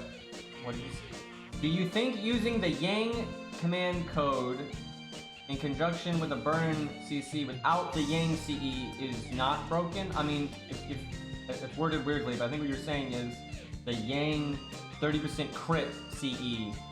Yeah, it's not broken anyway. Like, I mean, yeah, it's really strong. 30% is a lot of damage to get from a command code, but it's fine. I mean, it's like, if you're not getting the Yang CE is what's broken. The CC has never been broken. It's just really strong. It's like, wow, that's good. But, you know, it gets 5% extra crit damage compared to the other command codes, but you have to actually get burned somehow. So that's fine. You're probably going to lose 5% damage because of that sometimes.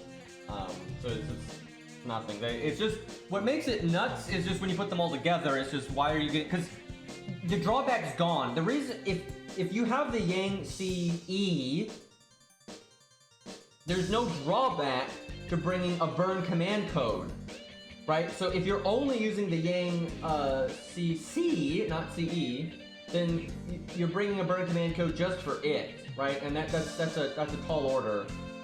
But if you got the CE, you don't give a fuck. You're gonna bring a burn anyway. So you might as well have then the command code, the extra command code that does 30% crit damage is just free. You know, you're gonna bring that burn stuff, or you could have no other command codes equipped, and you're gonna bring the burn stuff, right? So the fact that on top of that you get a better command code than all the other ones, right? Because the one con of it is removed if you're going to be using burn anyway, right? Because it's not just when you use the Yang CE. It's also, say you're fighting a boss that you needed to have burn applied to them for like a gimmick or whatever, then you might as well use it too, right? Because it's just more crit damage. So.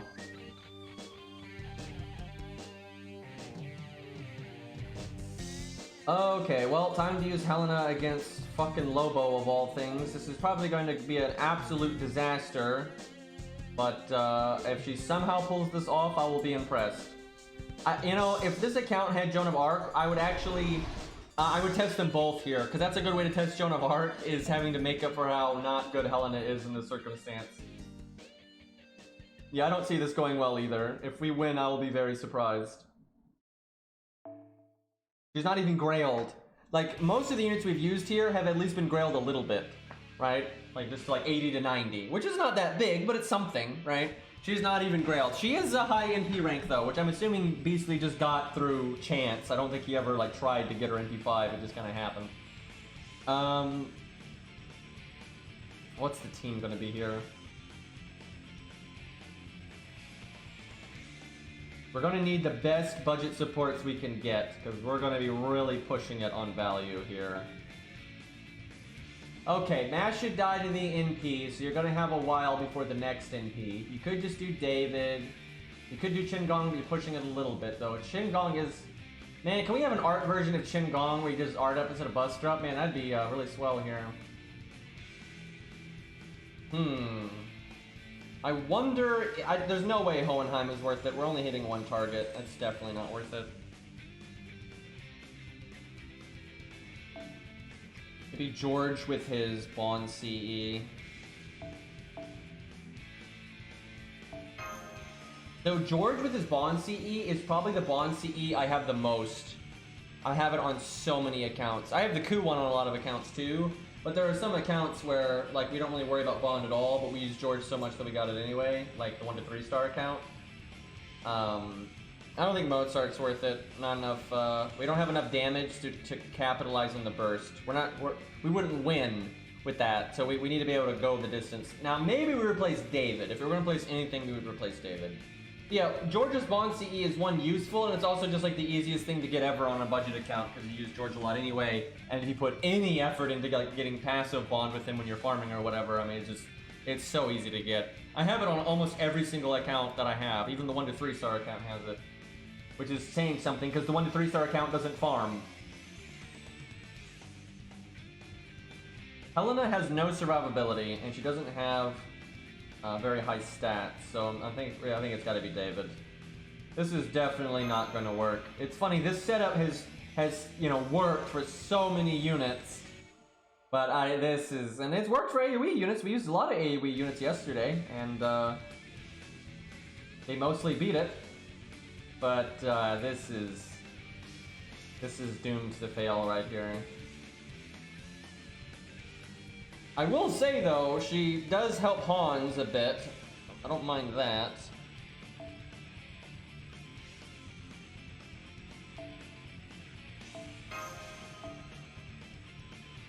Okay, I'm gonna go a little harder on the CEs, just because. I mean, she needs the help. Well, first we tested Lancer Artoria, and she did Lancer Artoria Alter, and she did very well on the team. She did really bad in the solo stuff. That's to be expected. You know, she has Star Absorb and all that. That's not useful in a solo. You only notice it in team play. But she did excellent against Lobo. She did very, very well. She fucking shredded it like super fast. And even though she's AoE, she still like beat it crazy fast. But then we tested like almost all the other AoE Lancers that were like 4 stars. You know, we did Valkyrie. We did Canis at the end, but who else did we do? I know we did other ones. I'm just forgetting. Valkyrie was very noticeable though. What the fuck? Who else did we do? I know we did other ones. We did Melt. We did Lancer Melt. I'm sure we did a couple other ones though. I'm just drawing a blank here. Yep, Melt didn't do great, and I'm not surprised with that because she's an AoE unit, right? Where like Canis and Lancer Artoria are more. I don't think we did Fionn. I don't think we got around to that, actually. Oh, yeah, we did normal Artoria Lancer. Yeah, that one we did. She did okay, because her Pierce and Vulnerability really was nice, and that kind of thing, and the main thing that made her good was just her third skill. It just, she MP'd a lot because of her third skill and her overcharge. But I want to say she actually did worse than Alter. It was close, though. But yeah, I swear there was at least one other one. But yeah, Canis and Lancer Artoria Alter definitely did the best, for sure. Oh, this fucking opening hand. Can do the 20% battery. We're definitely not using Han's second skill. Let's see.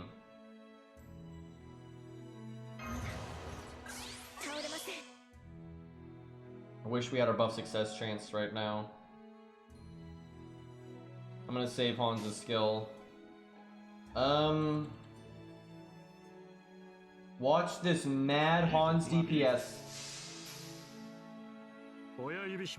But honestly, regular Lantoria did pretty good. You know, like, it was not half bad. And she doesn't have as much of a normal card thing going on like Alter does or Canis.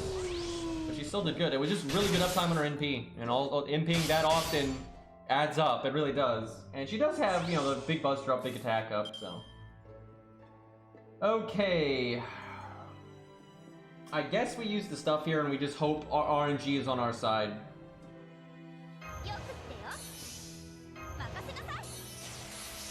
It was. How about that? I'd love to use all 3 NPs, but because of the evade, I can't do that. Otherwise, I would. I guess we use MASH. Or do I... Yeah, I think we just use MASH. We'll do that. Yep, damage up is still RNG. I don't really get why they didn't change that. If you have the command code... Oh, that's right, it's 80%. I keep thinking it's lower than that, but yeah, it's 80%. But yeah, at least with the command code, you can fix it. She does have really big AoE damage if you do land it, and I guess that's why they're afraid of it, but most people don't use her. This is the sad truth. Most people don't use AoE casters in AoE situations because you don't really need to for farming most of the time, and for main story and challenge quests, you normally need single target, but you don't have a single target caster because you're not a lucky bastard, and so you end up having to use the AoE ones anyway. So, yeah, I think it's okay if... She's a good farming unit now, though, because she's got 50% battery and battery. Honestly, she's an awesome farming unit now, because she already was decent, because whatever other DPS you have, they're getting the benefit from the quick up, buster up, art up. So she makes her teammate do more damage, and she gives 50% battery to herself. So, yeah, pretty nice for farming. She already was good for farming, but she's even better now. And oh yeah, she also gives that other teammate the battery, too. So yeah, really, really nice for farming. Man, our deck spread has been such trash. We had the defense removal, but that was last turn. I'm actually tempted to use that Hans card. Obviously, we need her to do stuff, but 90% crit with the NP gain up.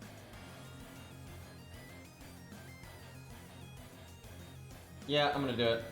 We'll do it second, though. We're still focusing on Helena for the most part. And Shiba is just so scuffed.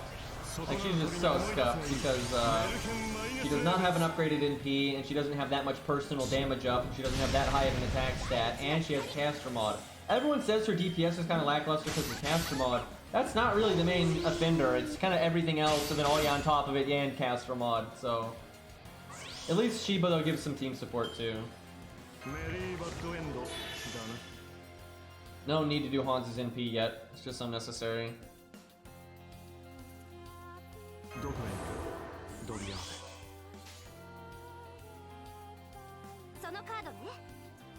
I'm actually gonna do that. Because, if we get another match NP, that'd be swell. Well, we're not having NP game problems, and I will say this is definitely the strength of Helena, is where she is supporting her teammates, and we are seeing Hans and Nash are both doing better than normal here. So that is something. If you're fighting an assassin, it's like, okay, this works out, especially if you got another DPS here. Honestly, we're getting so much more out of Hans, we don't really need Mash, except for the NP, but that's because this boss is a dick.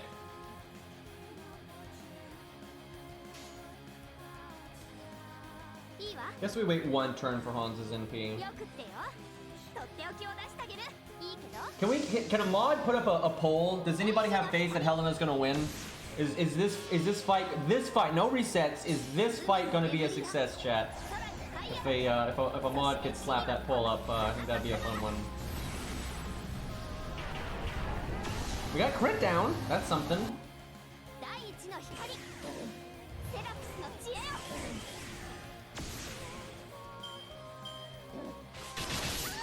And hey, it's kicking in there.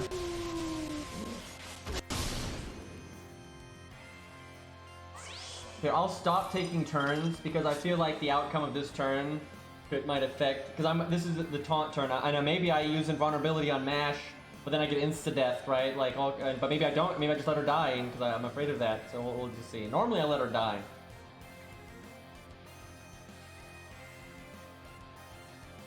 Okay, there we go. Ares got it up. Oh right, yeah, that's what I meant. I meant the betting. I didn't mean the poll. I said poll though. I don't know why I said that, but yeah, I meant the betting. Good chance for that. This is really even. Okay, can we just kill the poll and get the bets? It's looking really even though, actually.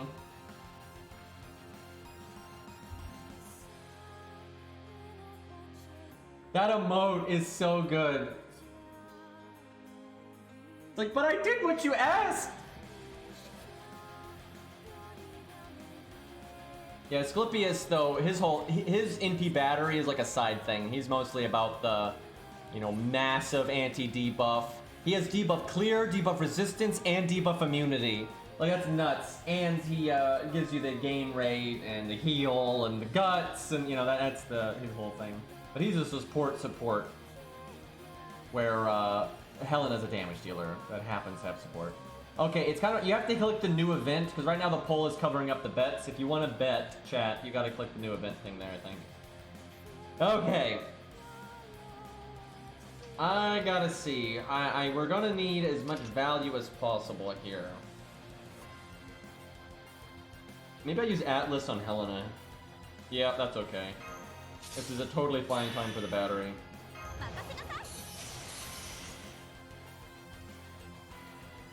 Alright, chat, I'm gonna be daring. Now, normally I would cast Mash's defense buff in case she dies. Even if I do invulnerability, but I'm gonna not cast it. Because I just have faith that insta-death isn't going to kill us here. It wouldn't do that to us, chat. It's not that big of a bastard, right? Do I NP with pawns? I'm gonna say yes because I can Arc Chain. Mash is gonna get her NP from Lobo attacking her. But if I Arc Chain with her, she will get potentially 200%. But it's not that important, so I'm gonna do that.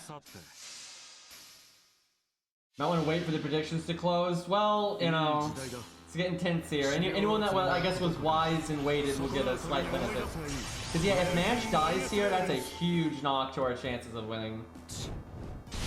But we put a lot of eggs in that basket. We didn't even use our first skill. We're holding it. And we didn't give the battery to Helena. We gave it to Mash.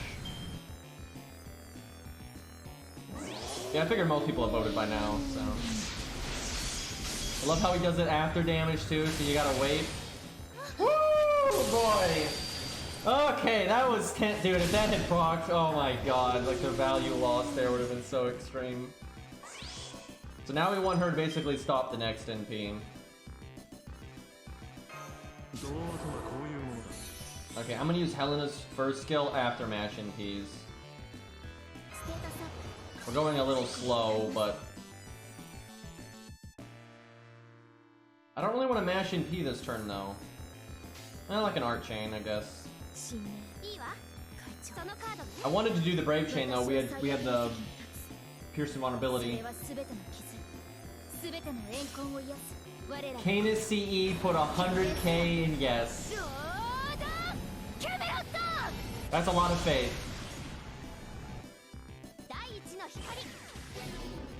You fucks. Okay. See, that's why I don't ever talk to this man, by the way.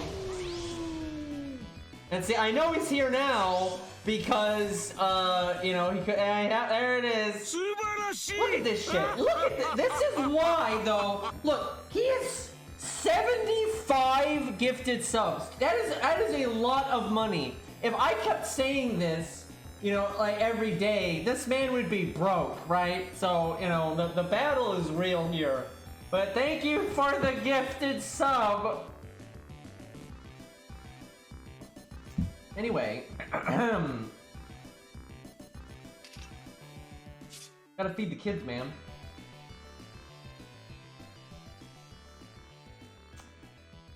Okay, this turn is not, like, what I wanted. I really wanted art cards.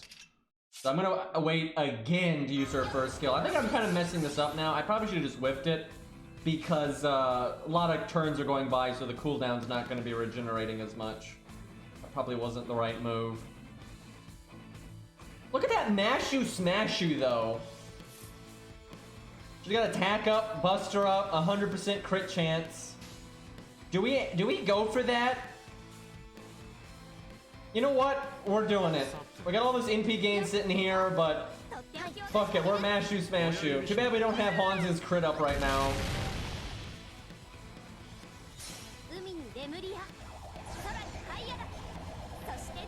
I mean, I do legitimately appreciate the support, but, you know, I feel bad.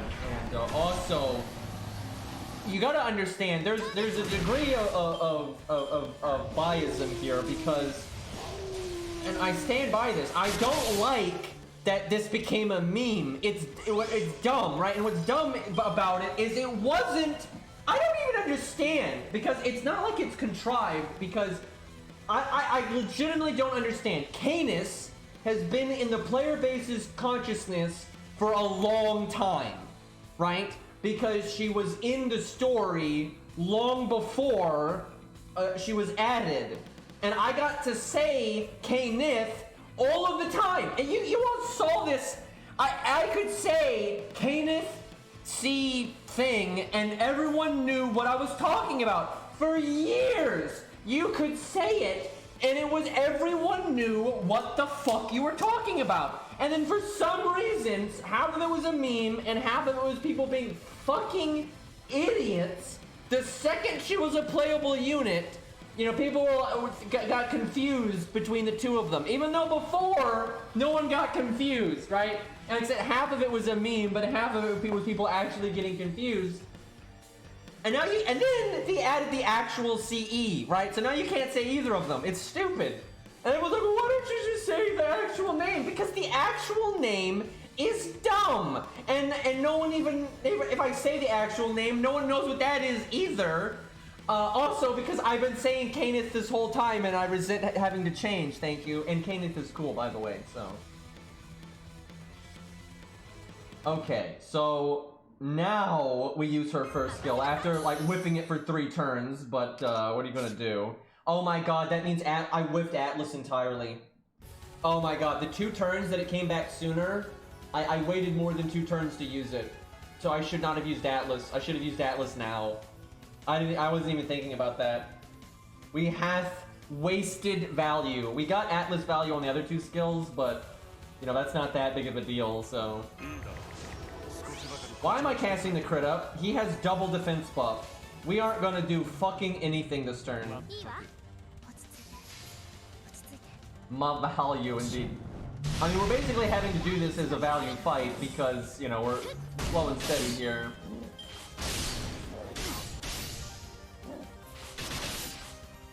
We're approaching these supports so differently than how we normally approach them right now.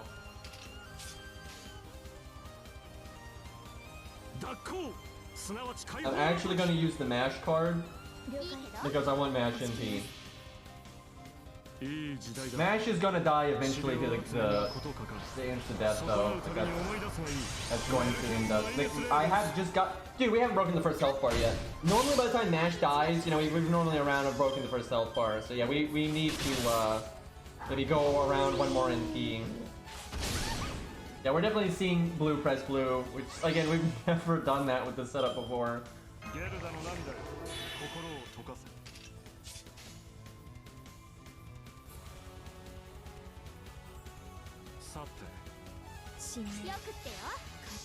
Thank God MASH is kind of a damage support. She's not exactly a good one, but she does have some degree of damage for the team. She actually is a pretty good damage support if she's working with a unit like Gilgamesh that gets more damage from overcharge. Because then she overcharges them and gives them the attack up.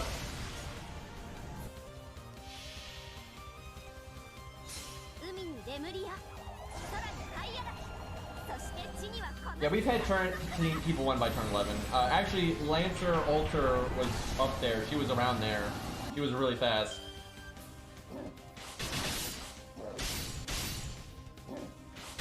Yeah, your name is gold for me.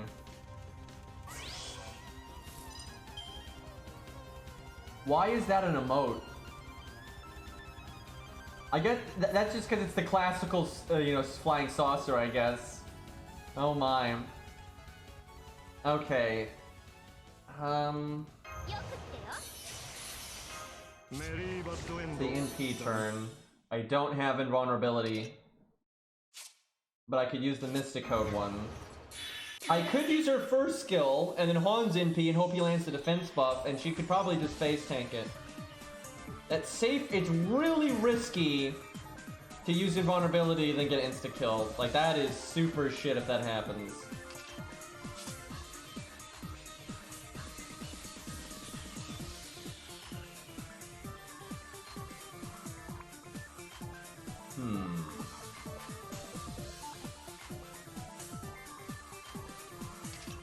By the way, this song is called Just Die Already, which I think is Lobo's mindset right now.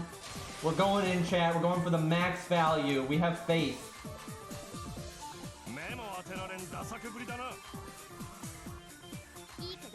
Nothing could go wrong here. Dude, if Mash dies here, again, I wasted my Mystic Code on her and everything. And I'm using her, like, cards to try to get more NP gain for her instead of Hans or Helena. Full health. Matches at full health.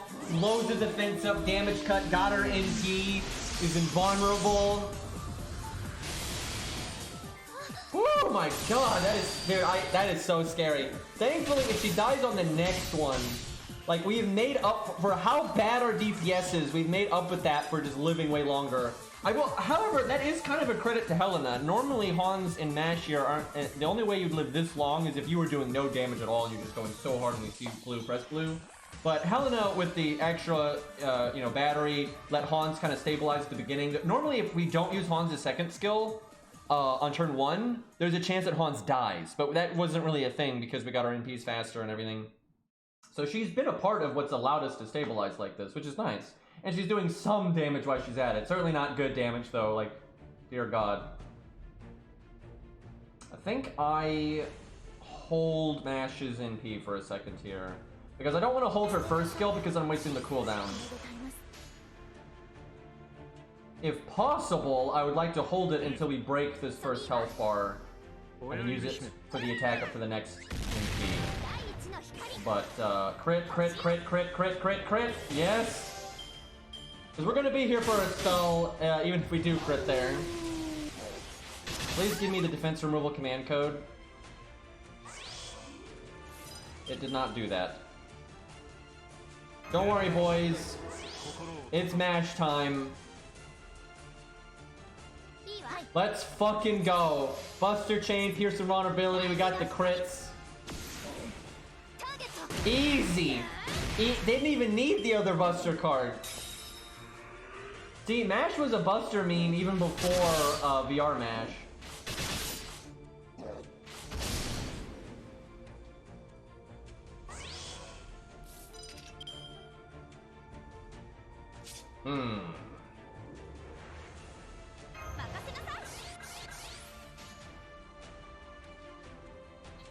I would love to use these Helena cards, but we need to do a lot of things. We need to get Hans NP, we need to break the evade, we need to use Mash. So this turn could have been so good, but because of the stage gimmick, I can't really maximize it like I would have liked to. That could have been such a good turn, dude. But that's the way of it. Gotta let the short-term value go and then brace the long-term. Damage is temporary, stall is forever. Just axe Rex, he's still fighting that golem.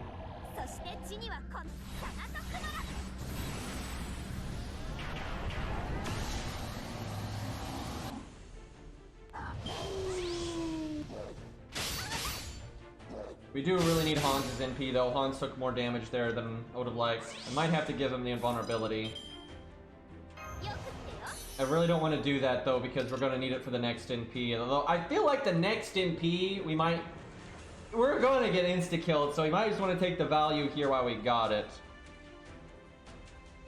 That means Mash will die on the next NP though. I think we gotta go. I think we need one more out of her.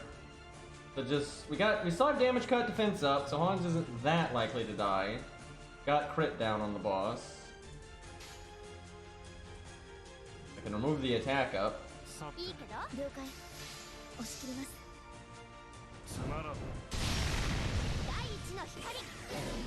Removing the attack up gives me false confidence, and he just reapplies it. Okay, great. Woo! Thank you! Crit down! Oh wow, it's already NP time. I guess that many turns. We're in stall hell here, apparently. I cannot believe it's fucking NP time already. You gotta be kidding me here.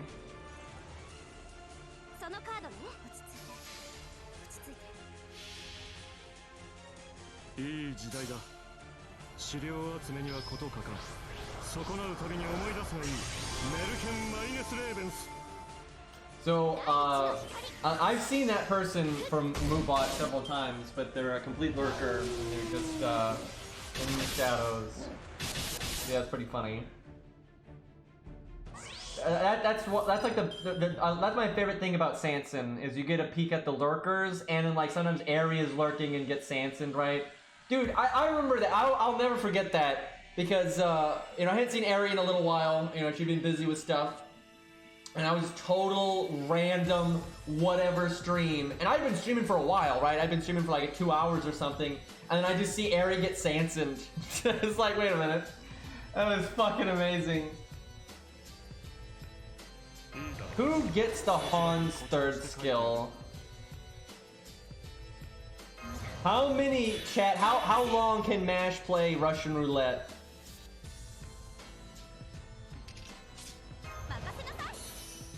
I think I give it to Hans, because this turn's gonna be weird.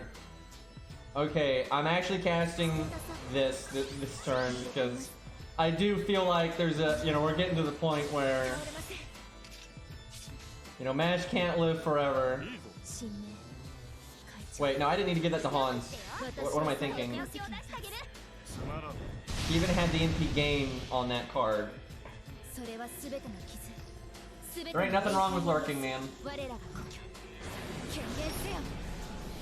I actually lurk in streams way more than I'm active in them. Just because, you know, it's nice to sit back, eat your popcorn, and, you know. Besides, a lot of streams chat is such a shit show anyway, like, who even cares? Present occupants excluded, clearly. I'm more likely to talk in the smaller streams, like my stream. You know, I talk in Cairo stream. Not always though. I've lurked in Cairo stream many a time actually, but I do talk and some of like that community side of things, right?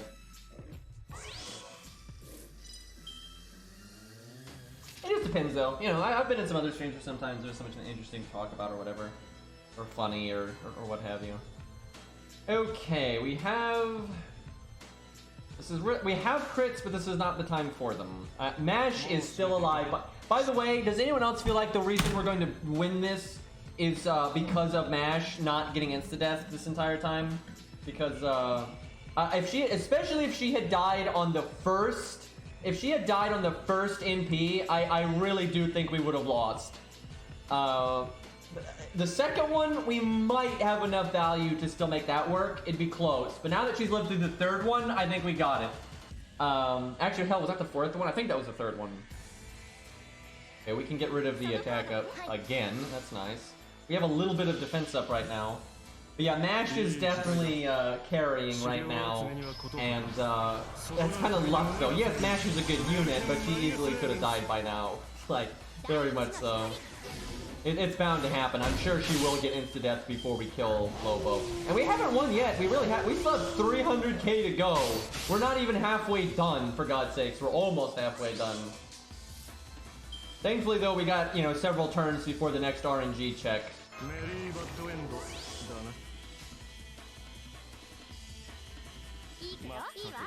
I'm hoping we get both of those 70% crits because I need all the damage I can get.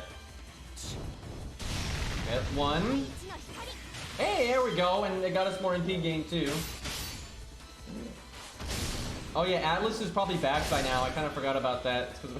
You don't normally go this long. You've normally won or lost by now. Yep, it's back. I'll wait a turn though. Actually, I might wait 2 turns. No, actually, even though we'll whip some of it, I don't mind doing it here. Because, yeah, we're whipping 1 turn of the 3rd skill and we're whipping the battery on Helena, but I don't mind giving it to Mash right now. That's totally fine.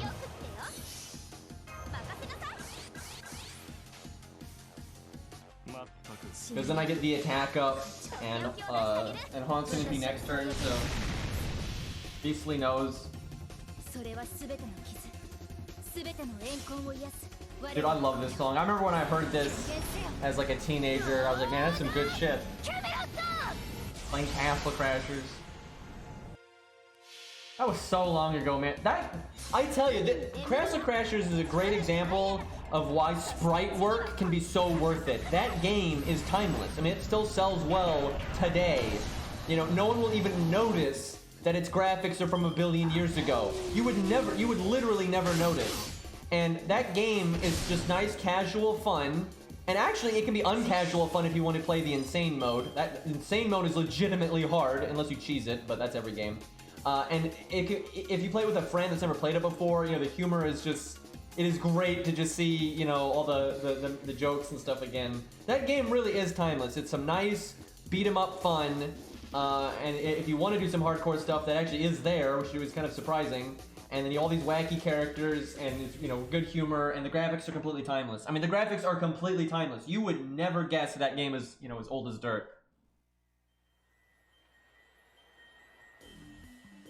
I mean, there was plenty of doubt that she could lose or win, right? Like, this is really up to Mash here, so. And again, we still actually haven't won yet, so let's not get too big for our britches here. Hans needs the health, but I actually don't mind holding it. But we could actually start working towards Hans's next NP, and his skill comes back in 2 turns, so guess we do that. Dude, I do love Grey Knight. I love so many characters in that game. Obviously, Green Knight is, you know what I like? This is not biased. Green Knight is actually the main knight, and this is very rare. Normally in a game like that, the main knight would be the Red Knight or the Blue Knight, overwhelmingly. But if you look at like the way the game handles like where it slots the players by default, and like the way the promotional art works and everything, the green one is the main one. And like the way that they do the default order and everything. And he's even got like a unique animations the other ones don't. There's just a lot of like stuff that slightly, you know, Green Knight got slightly more favor than the rest of them with like, again, with the way the character order is and the slots and everything. And the animations and stuff. So it's kind of funny. It's very rare that the green would be like the default main one. It really normally is red or blue.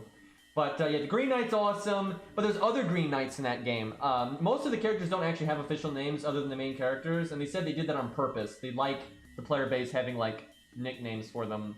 But there's like the Brute Knight, which a lot of people call him, but he's a Green Knight, and there's a couple other ones.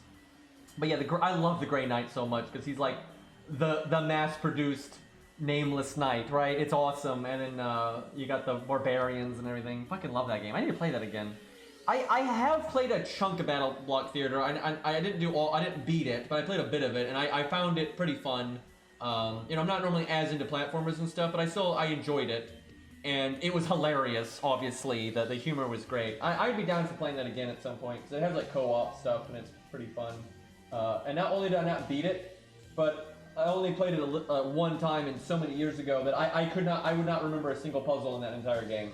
So if I ever play it again, it'll be pretty fresh. But yeah, it's good stuff. Aren't they making another game soon? I want to say that they are working on another game, and I'm looking forward to that because they make some good stuff. And they always put a lot of humor in their games, and I appreciate it. There's not a lot of humor out there in video games, to be honest. And what is in there sometimes is just kind of a side thing or cringy, right? But I think they do pretty good with the comedy angle with their games, and that's very enjoyable to see. Okay, who gets Hans's 3rd skill? Hans gets his 2nd skill next turn. He's got an art card now. Don't really need to give it to Mash though, because she's gonna die any second, and she's also got a 3rd skill coming up. Do I hold it? I don't really want to hold it. I can give it to Helena because she's gonna have an awkward turn here.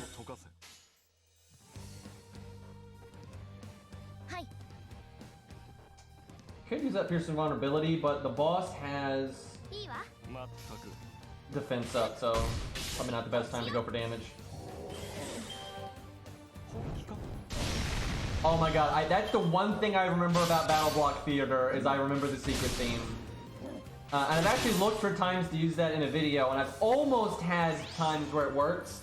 The problem is, that song isn't just silly, it's so specific to secret that, like, there's been moments where, like, the vibe is kind of right, but because there's nothing, it has to be funny, and, but, you know, and it has to be something secret related, right? It basically has to be.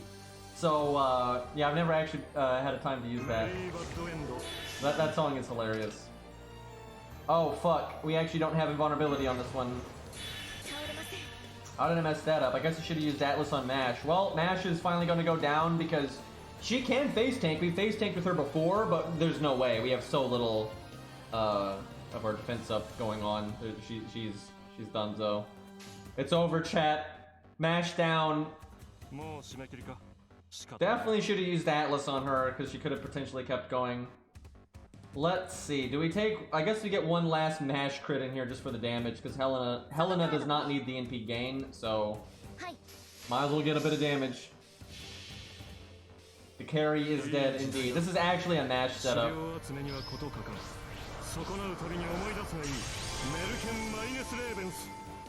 Hans didn't even have the decency to land the defense buff. That was our only chance. That was any chance we had there was I don't think we would have lived even with it. But Lobo doesn't have his attack up, so I mean we had some degree of chance, but we probably would have died even with it. But maybe we could have maybe squeaked out I don't know, 25k. I think that's a bit out of the range. We would have needed her NP. We would have needed her NP and Hans's defense up, and then we would have lived. Okay, now we're on the clock. We definitely cannot live indefinitely anymore. So we are very much on the clock now. Let's think. I think we wait to use Qingong's second skill. We need to get value. I don't know, maybe I should have put Hans in third place there.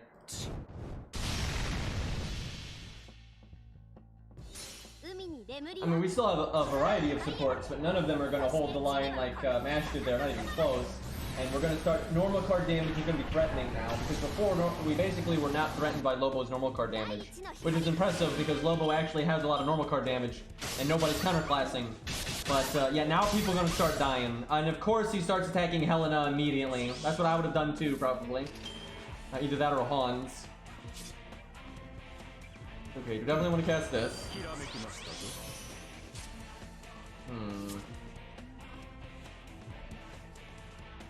The music knows. The fight pretty much starts now. Definitely want to get one more Hans NP before he dies. Because Helena's getting kind of messed up already. Okay, landed the crit. That's good.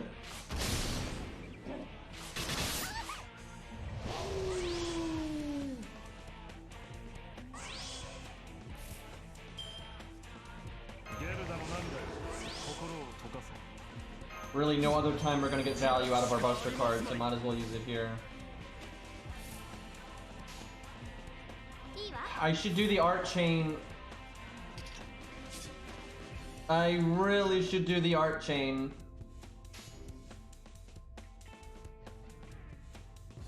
But look how good this turn is. Brave Chain, Buster bonus, Pierce invulnerability, defense down, chance for crits, got crit buff. Like, I should do the art chain though. I fucking know I should do the art chain. There's, cause we need to make sure we can stabilize a bit here, cause Hans could die any second. Cause our defense buffs are about to go.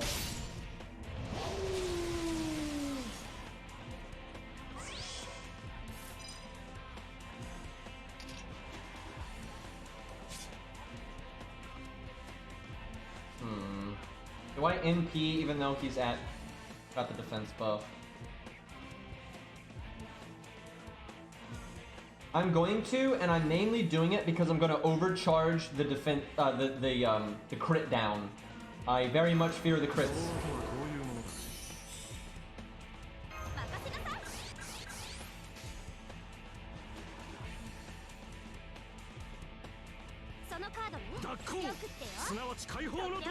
Wait, she ignores defense? I don't remember that. I mean, that's so random. I mean, I guess she could use the extra niche. Yeah, she ignores defense. That was added when they buffed her NP back in the day. I did not remember that at all. Well, that's a nice boon to her. If you are fighting an assassin, right? And, I mean, she's a useful unit. I mean, she is. I mean, again, she was part of why our front line was able to last that long, because there's just more NPing going on and all that. And really, she's not, even though Mash did a lot of work, Mash was doing better because of Helena. So, I mean, Helena's doing actually fine here. Just, why would you ever do this? Like, you would use her against an assassin, sure. Like, this kind of setup against an assassin, okay. But, God, I mean, we're on turn 29, for God's sakes.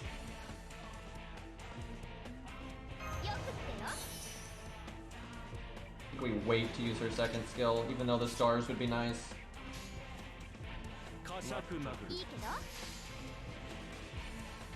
Jeanne really is a nice band-aid fix here, though. Normally he's for buster stuff, and he's not doing that at all.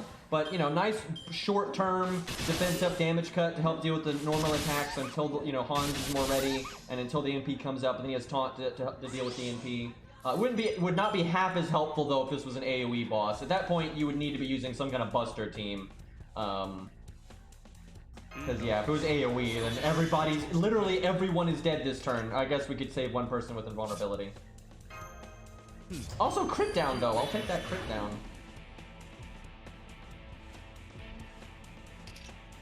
We're gonna whiff the battery. Is it worth it to whiff the battery? No, it's not, because we might not even land the NP up. So part of me wants to use Qingong's NP, because we are getting kind of far along, and I could put invulnerability on Qingong. We could potentially win. We really could potentially win if we transitioned into Qingong being the DPS. Like, really, if he did not get insta-killed here, he'd get a lot of NP back from Lobo, and then you Qingong David coming up, and David gives Qingong the attack up. We really could potentially win that way, and we could double overcharge Qingong. He'll do huge I kind of want to do it. It's fucking stupid. We basically won. And if we lose, it's because of what I'm about to do. But you know what? I think we've proven that Helena would work here. So we've basically won, right? So now I want to have some fun. Yeah, fuck it. We're transitioning into Qingong DPS. I guess we don't Hans NP though, because then Helena's NP wouldn't do damage. And the one overcharge is good enough. I am completely okay with this decision. I am completely okay with this decision right now. Even if it results in failure, it's obvious if we'd taken this seriously, we would have won now. And yeah, this is fun. Look, we get the defense down on Lobo, so Qingong does more damage. He's getting the art up from Helena, and Helena Helena is boosting Qingong's damage a lot here. She's overcharging him, giving him double defense down and art up. So helpful. Look at that, 43k at neutral at level 65. Let's go. Okay, Lobo, don't punish us though. If Lobo insta-deaths, we absolutely lose. Like 1,000,000%, we absolutely lose. Woo! Okay, good start. We might still lose though. I mean, that was a massive shock to our value. There was absolutely no reason to do what we just did, but we'll see if we can make it work. So we gotta rush Qingong's NP now.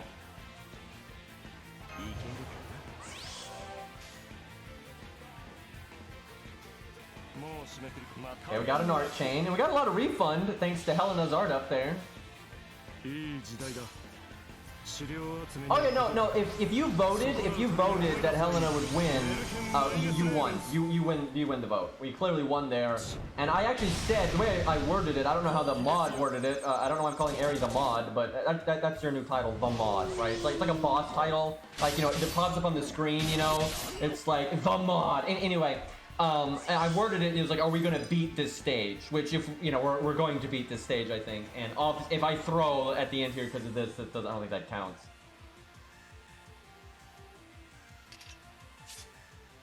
I'll leave, if we actually fail the stage, I guess I'll leave it up to Ari if they get the points or not.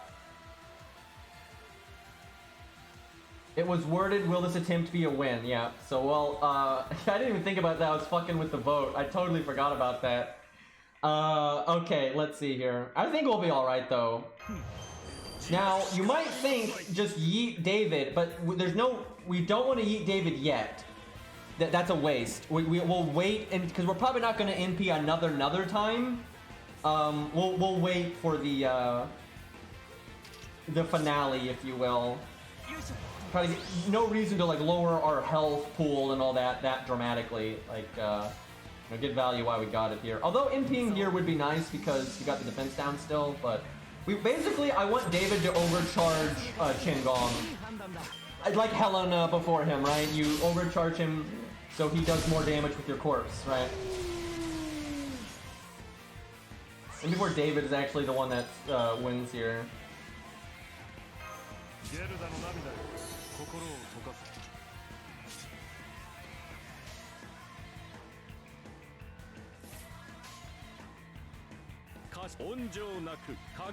We're pushing it a little bit though. I'm not really focusing on getting Hans's MP. So our survivability is gonna kind of go to shit here in a second. I really need to get David's MP quickly.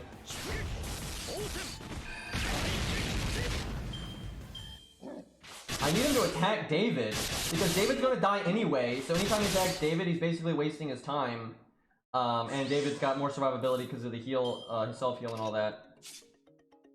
Yeah, I wish he was actually just going ham on David there.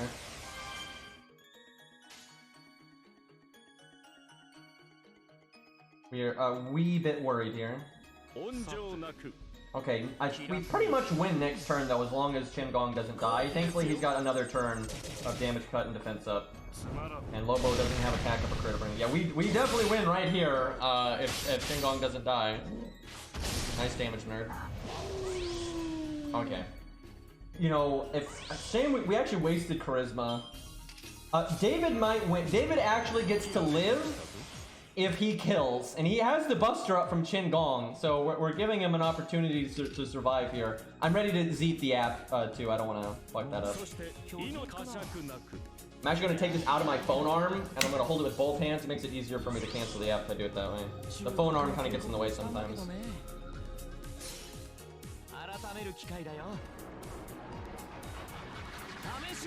I am so glad we transitioned into Qingong DPS. Well, I'm sad we're probably not going to get his second NPR. Oh yeah, no. Lobo died there. I wanted to see, you know, overcharging Qingong again with the unit that he's killing, but David doing pretty good damage there. But you know, that was a win. Yeah, the way we worded it, it's correct, and we won. And we also would have won even if I didn't do the Qingong thing. I actually think we might have won faster because I did the Qingong thing. I'm not sure. Because Helena probably could have NP'd again in all that time. That was fun. I enjoyed that. Okay, how the hell do we test Joan of Arc? There's almost no way to test her because we don't really have the stages for it. I guess we go fight King Potato Chips. I haven't fought that boss in a while. Why is today the stall stream? Like literally, chat, it's been 2 hours. We have done almost nothing. We have done like 3 stages, and it's been 3 fucking hours. Ridiculous. Absolutely ridiculous. I guess I go back to Dex then. I think we've done a bit more than that because I think we used Helena twice and stuff, and we kind of reset a bit with Joan of Arc because we were waiting on command codes and all that. But still, like, that's just That is ridiculous.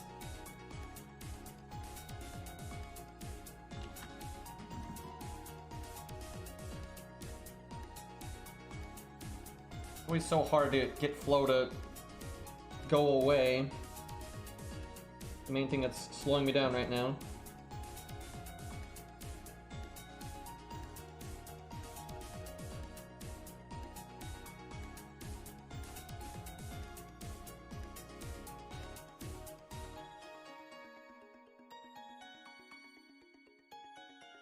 Oh my god, flow, please. Okay, good enough. Alright, it's still running in the background, but whatever.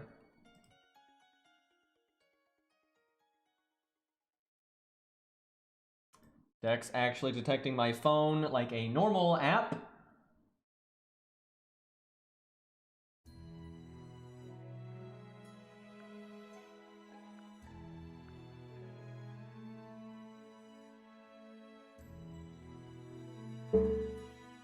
Alright, what do we want to do? If we want to, I guess, try to capitalize on Joan of Arc's new second skill, we're going to do King Potato Chips here. So do we want it where, let's see, we could use Lu Bu as the DPS, because that's a budget pick.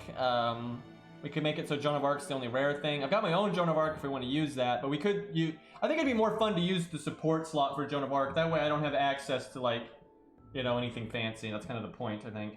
And just use, like, more basic stuff for the actual fight. Let's see, how do I want to go about this? Use her as the DPS? I think Rex did that, and it works eventually, because that damage resist just keeps, or the damage resist down, it just keeps going up and up and up and up and up. Obviously it takes an insane amount of time, but if you wait long enough, you'll start doing like millions of damage with normal attacks and stuff, so you can wear her out that way, but that is not what you want to do.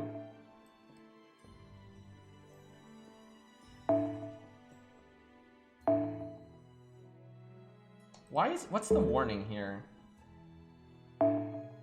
Is it like spoilers or something? I wonder if that's a spoiler warning for CCC. That's like the only thing I can think of that would even be. Or does this like take place after the event technically, and they're just spoiling for the event stuff, I wonder. I thought it was pretty self-contained though, so I wouldn't think so. Okay, not that. Put it down. Put the.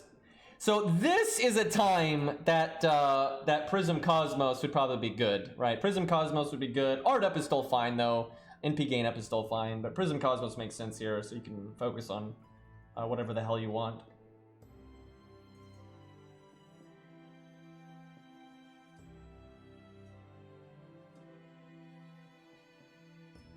I think that's telling you that the original run gave you a Grail, but not the repeat.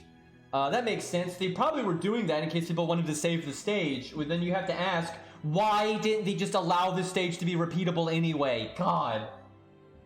I will never understand that. Whenever they do like because this is like the second challenge quest for this event, and they've done that before where they add a new challenge quest to an old event, and they're never repeatable. Any time they've added a new challenge quest to an old event, they don't make it repeatable. Like, they added Yang to the New Year's challenge quest, where the one before that was Benny and the Monkeys, the new hit band.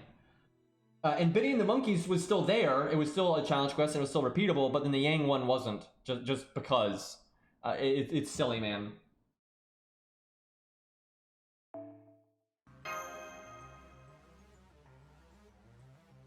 Oh, even limit broken, very nice. Oh wait, no, that's Faust. Faust trying to sneak in there. Okay, see, Faust doesn't have the upgrade and is 868, but then is NP3 and has the better CE. But then Truck's got the lower NP rank, but the higher skill ranks. But then he's got the buff. So I mean, ultimately, what we're here for is the buff. So okay, so I guess we'll try to keep the team pretty budget, just because that's, you know, a good way to show her off. Okay, these are our buff stack teams. We'll hold on to them for now, although I'm not going to keep those forever. Okay, what's a budget DPS? There's David. David legitimately is a good DPS here now because he's got the buff. He didn't have that originally though, so maybe we use him as like a secondary DPS or something. But yeah, you can totally do that. The question is, there's so many ways to go about setting this up. You can do like cycling the unit out, you can do buffs then cycle them, and then you can also just not buff them at all. Like there's quite a few ways to go about this. I like buffing them though, and then letting everyone die to the NP. It's generally the way I like doing this. Let's see if I can make that happen. There's always Lu Bu. He's kind of the go-to option, but there's a lot of budget options you can use here. David really is good now for the one you're gonna buff stack, but I think we'll do Lu Bu just because he worked back in the day.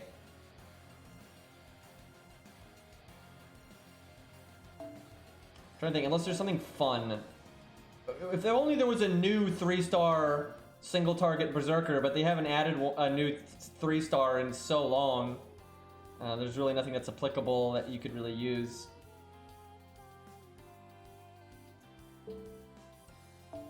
Okay, so we'd want a setup that can live until the NP, and then you let them die.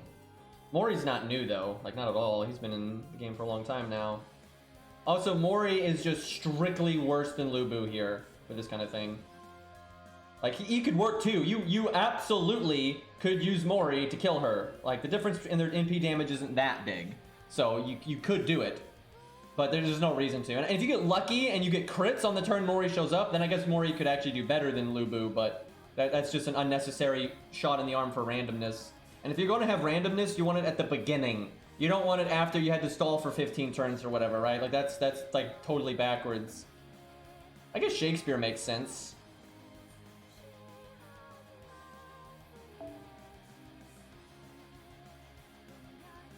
Right, so you'd have to switch in a unit. You want to switch in a unit that then takes part in the stall that can survive. I guess MASH. I mean, that's the universal LOL budget unit. We want David to do some damage though. Like, why not? I'm really curious how this is going to work out because I don't normally actually use Joan of Arc for this just because she wouldn't normally help with damage, but she does now. We could use Qin Gong. He didn't technically exist back then, though, but he is fun here. And he works with, Lu Bu. That's like the whole thing. There's Caesar. Caesar, what you do back in the day, although I don't have his skill ranks all the way up.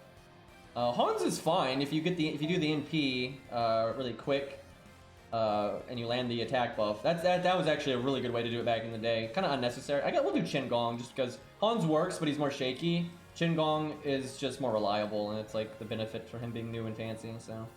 Not that Hans is bad, it's just, this is more of a Qin Gong moment. And he helps us stabilize with his defense up. We could do Ox King, not really necessary, but, we want those big numbers. Now, a lot of times you might stall a bit and, do this, but I'm gonna have faith that we're not going to need that.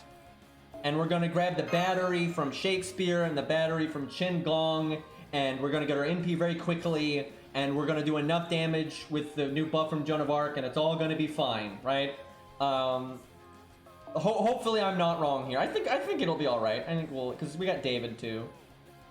Can I get my NP within 3 turns? If so, I should just bring Ox King, because, I mean, why the hell not? Give Qin Gong just defense up. We don't want him to die early, but we don't want him to survive the NP. Although I might use that one on somebody else. David is going to have... Okay, Nash is actually the one that's going to have the hardest time here. She's going to be taking the most damage. Most certainly. I should really give her command codes so she's more stable. Giving her and David command codes is really good. But, I guess we'll just keep it simple, because, I mean, that's a good way to test out Joan of Arc, because everything else on the team is pretty basic bitch stuff here. Can David get away with using a damage CE? Probably. I won't do Black Rail, though. Just do a Heaven's Feel. Don't think he needs a defensive NP, or a CE.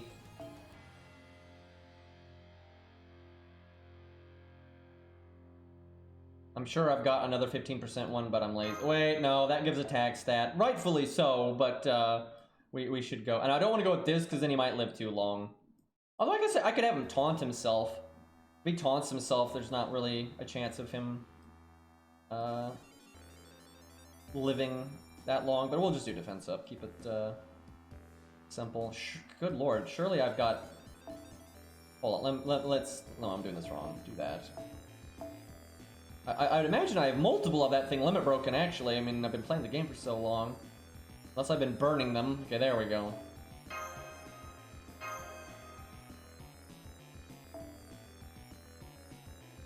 Okay, let me make sure I'm not making a massive miscalculation.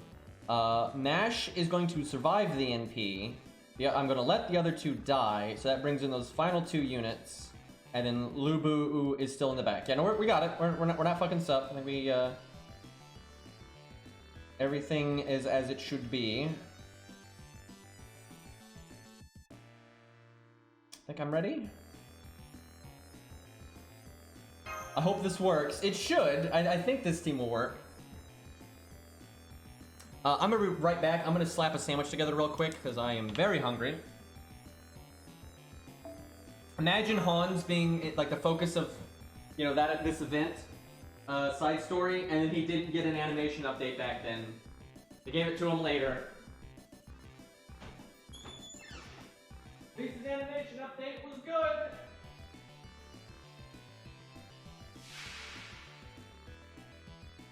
Sate, それでは執筆を開始します。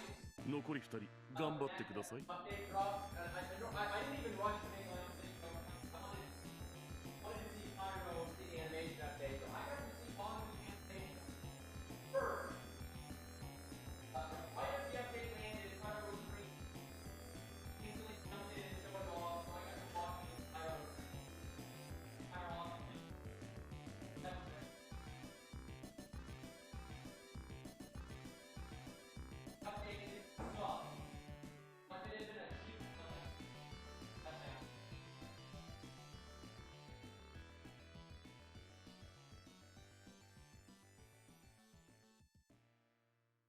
Sadly, I can't say the same Vodka. I quite think. I didn't get it, man. Vodka's got a lot of things popular for Lone Star. Oh my god,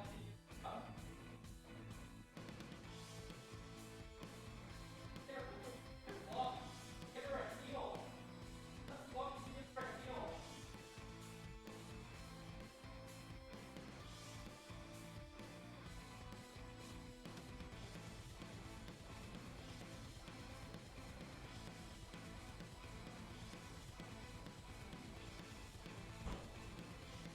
Gonna give her like a battery. Give her like a soft battery. That would be good.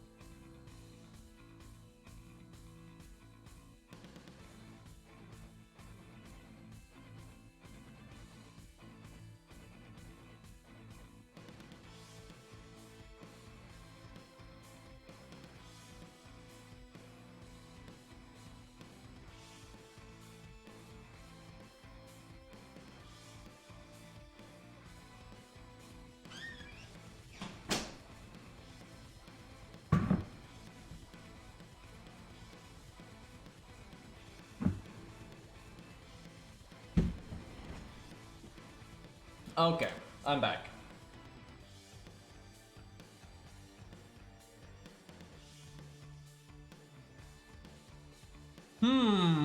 Alright, let's not misplay here. This is pretty much the worst opening hand we could get, though. Certainly not good.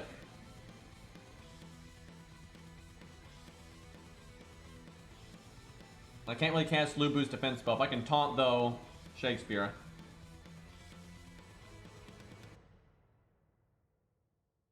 ロミオの人出直していらっしゃいリア王の受難 My god, does she NP that often? I did not remember her NPing that often. Does that change when she gets the health buff? I feel like it does. I do not fucking remember her NPing that often. We'll see here. 加減なくなるほどやっておしまいなさい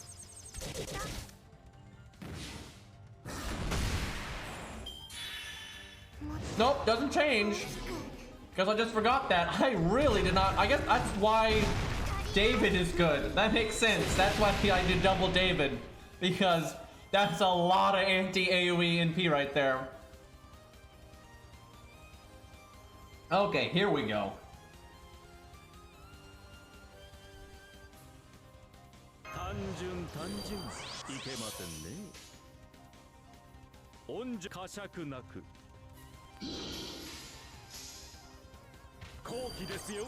I almost like Double David more than Joan of Arc just because it's, you know, it doesn't matter about the NP gain. Can you not, lady? I may have to stun here, unfortunately. I didn't want to, but I think I'm gonna have to. Well, Mash can do the thing, but that's probably not worth it.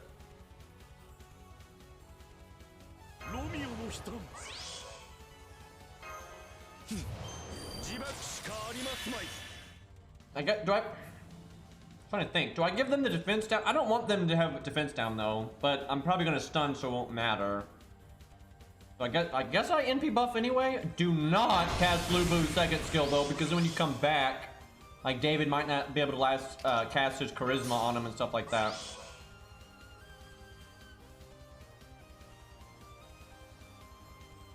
Am I going to stun or not? I think I'm going to. It's just more reliable that way. I like to save stun though. Well, I could taunt on Mash. Nah. I like to save taunt for the defense down phase. The defense down phase is the whole fight.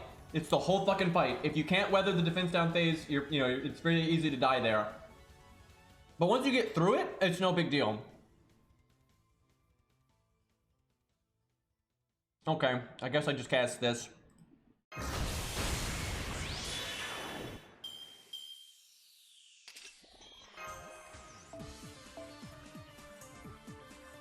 Fucking NA, man. You guys could have your stun guarded. JP never had that. Never mind the rerun. Like, they never had that. Like, they never had that issue with this fight. Where NA did. It was so silly. Oh yeah, Joan of Arc has stun. That's true.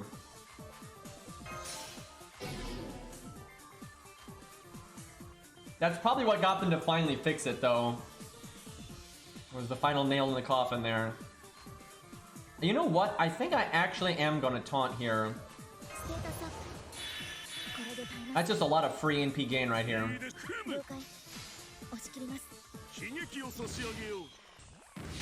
I really do wish I could have saved that stun though, because it's awesome. It basically removes one turn of the defense down phase. And again, the defense down phase is the whole reason you lose here. So making it one turn shorter, like, yes please.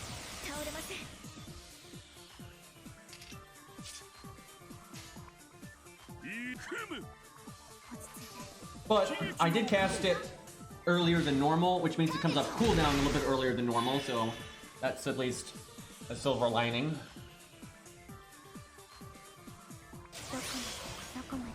Yeah, I heard a lot of people brought it up in the survey, and that's good, because that would not surprise me if that's what finally got them to realize it. Because, God, it had been in the game for years, man. Like, years! Like, when you have a significant bug like that for years, it's ridiculous, man.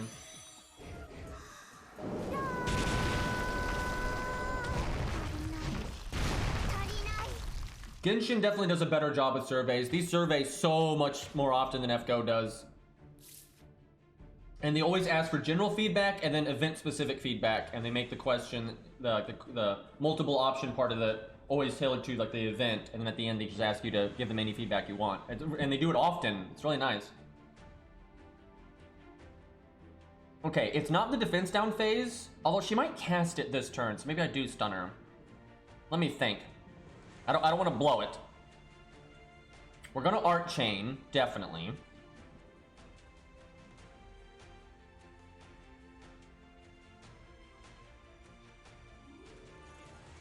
Turn 5. It's either this turn or next turn. Like, most certainly.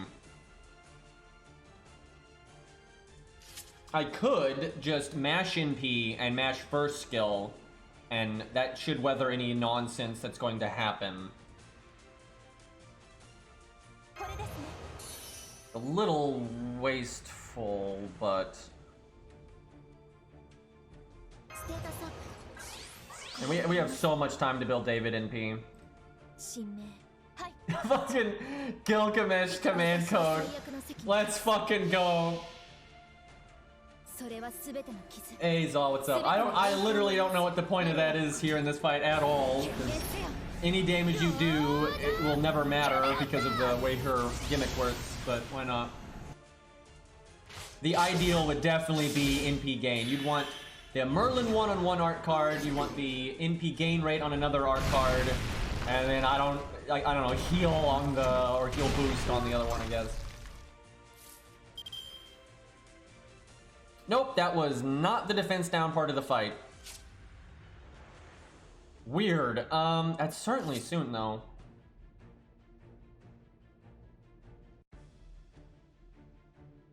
It's looking like we're gonna get...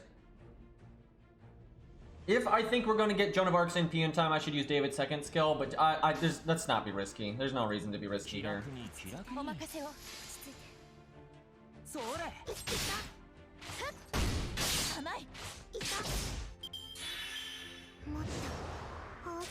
See ya, TG.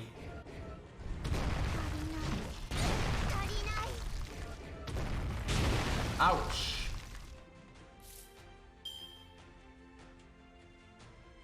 It must be this turn. Like, it must be this turn, so I think I stun now. Thankfully, her stun is over 100% chance. It's 120, so she's, good way of dealing with the magic resist. Hey, Say, thank you for the 10-month sub, dude.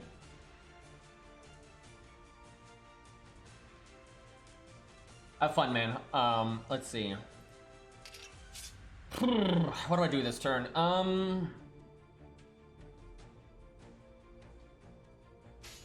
Bad timing. Oh, this sucks. I don't think I should have even stunned, because I need her to attack Joan of Arc, because I would rather stop the first NP with Joan of Arc than David, even though it's nice to get David's skill on cooldown, but I need the heal because Mash just got decked in the schnoz, but well, shit.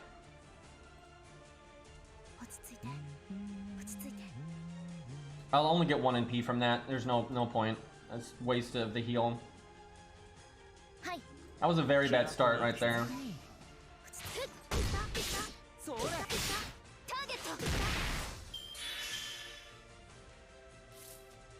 Oh, right. She has the thing. We still have heal down, though. The sooner you use David's skill, the sooner it comes off cooldown. But I don't want to hold Joan of Arc's NP for that long, because then I'd be wasting my NP gain. If I'm super confident, you cast both, because then David basically gets a free turn off his cooldown, but that would mean Joan of Arc would have to get her NP within before the next NP, and that's probably needlessly risky. However, I want to help Mash, because Mash is in kind of a weird spot.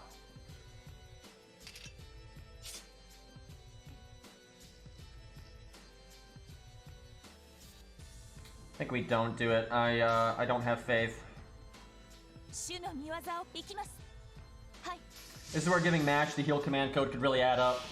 A chunky heal every once in a while over a fight as long as this is definitely a big deal.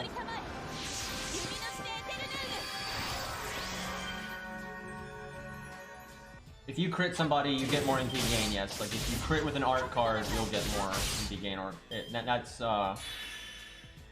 not Trooper Buster cards, because they don't give MP gain, but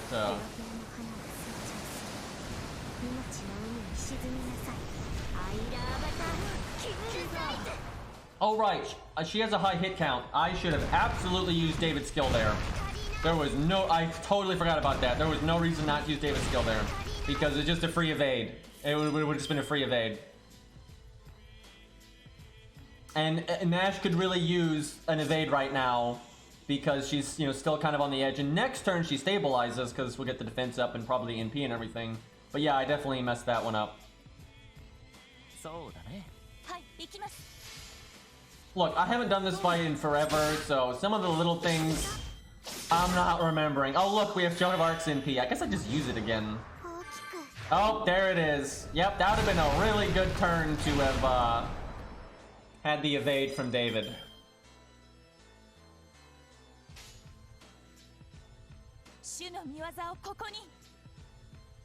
Do I art chain or do I grab that bonus heal?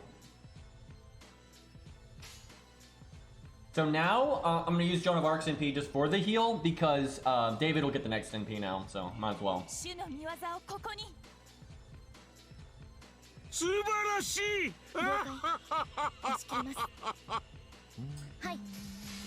But PD Hans, I guess that's one way to say that? I'm not sure.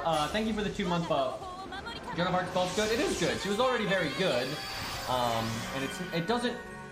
It makes her... It's weird, though, because her buff makes her compete with the kind of supports that she's absolutely not better than, which is kind of weird, but it kind of offsets some of her problems, I guess. So if you just like Joan of Arc, it's like, yep, she gives you super defense, and hey, look, she can give any card type of damage bonus, too. So that's nice. So it's good, but she was already good. It is just kind of weird that it puts her more in competition with the units that she's kind of never going to be better than. But, you know, more stuff the unit does, the better, so it's not certainly not a negative. We're using it here because we didn't actually bring that much damage for the team, so we want to see when our units come back if it's going to make a noticeable difference or not. Where if you did double David before, that was just better because both Davids have charisma and both Davids do damage and, you know, all that stuff. The defense down phase is so nasty. I think I do this.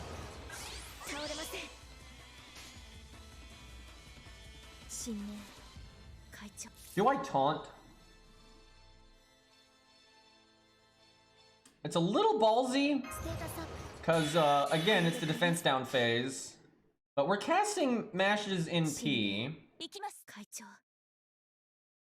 I think she's safe? Why on earth did I not use her invulnerability sooner? Because we don't need it for the NP turns, and I could have used that to have stabilized her in that wonky part.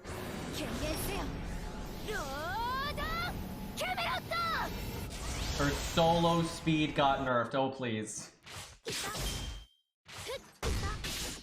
Don't you start with me, young man.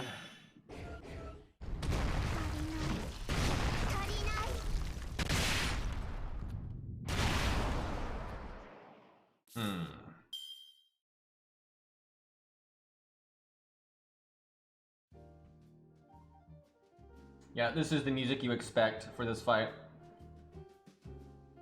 Well, I'm obviously doing this.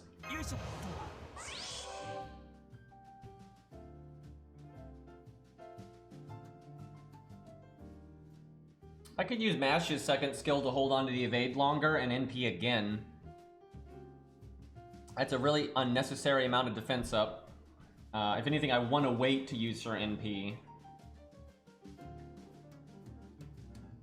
Could give it to Joan of Arc, just so I don't have to care about it as much. It's pretty likely she's gonna get her NP though. Oh yeah, boss high hit count. Don't use the second skill. For God's sakes, don't use the fucking second skill. That doesn't make any sense. You're just gonna get the NP anyway. Okay.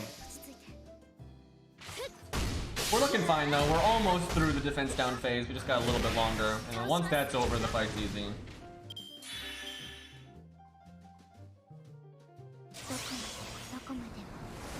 To be honest, I'm leaving my Joan of Arc unbuffed for big stall numbers. Uh-huh.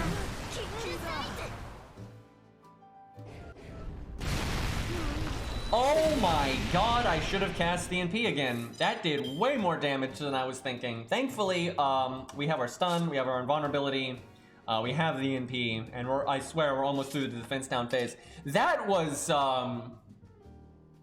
a trip. Do I stun here or do I NP here? I think I stun and we NP after it.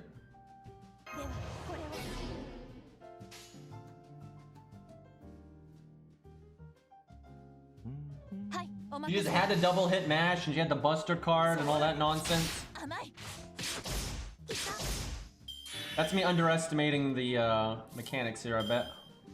Do I NP with Joan of Arc to help stabilize, and then do I think I can get it back in time because of Mash's second skill? That is super fucking risky. We've got Mash's NP. We can use Mash's NP for an art chain later, so this is super fucking risky, especially because one tick has already gone by. Why am I even doing this right now? This is not a good decision. If the deck is not shuffled in a good way, I am so throwing right now. I literally don't even know why I'm doing this. I'm doing this because it offsets like the slight chance of Mash dying, right? But I think the chance of Mash dying wasn't that high in comparison to the chance of you not getting your NP back in time.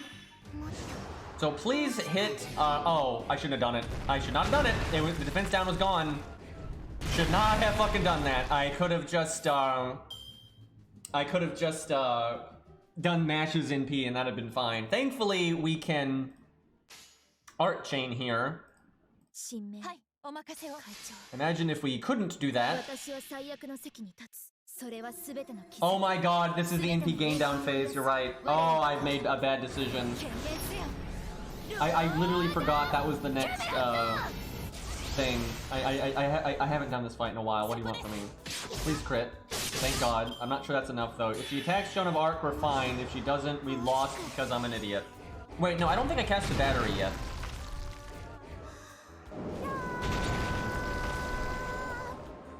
Woo! I hadn't cast the battery yet. Okay, we actually might have lived. Actually, you know what? I bet you we would have lived. Because Joan of Arc has got her second skill. And that's, is it 20%? Let me look, I forget. Yeah, I think we would have lived actually, because we don't have the defense down anymore. We would have gotten Mash's first skill and Joan of Arc's NP down, and we still have Mash's NP up. It's 30%. Yeah, it's 30% NP down. Yeah, I think we would have been fine. I'm not sure it would have been back yet though for Lobo, so we would have missed some of the damage stuff, which that would have sucked. Oh, and our stun is back. Never mind. I made the right play, chat. On many levels, I made the right play. None of it even mattered. None of it even mattered because the stun was back. So we totally made the right play. We were just, chat, we were just being safe with Mash is all. Easy. That being said, I don't think we used the stun just because we don't really need it. Although, if I stun, I could nah, we'll just... Let's not be getting too stupid now.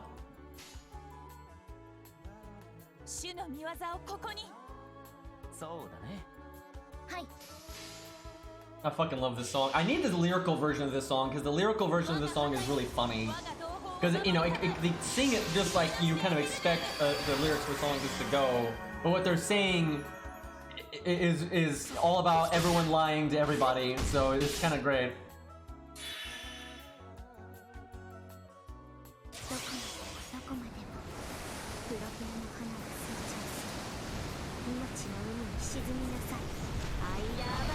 Big hit count feels good. I don't know why that has a big hit count. I imagine just like slapping tiny things. Why would that be a high hit count? Like it's like killing a spider on your desk or something. That, you know, that's not a high hit count. It really isn't.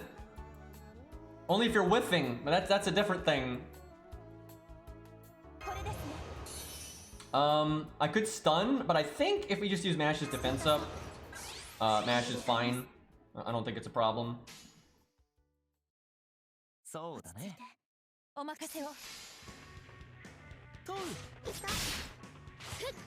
If we get down to the wire though, then we'll use the stun.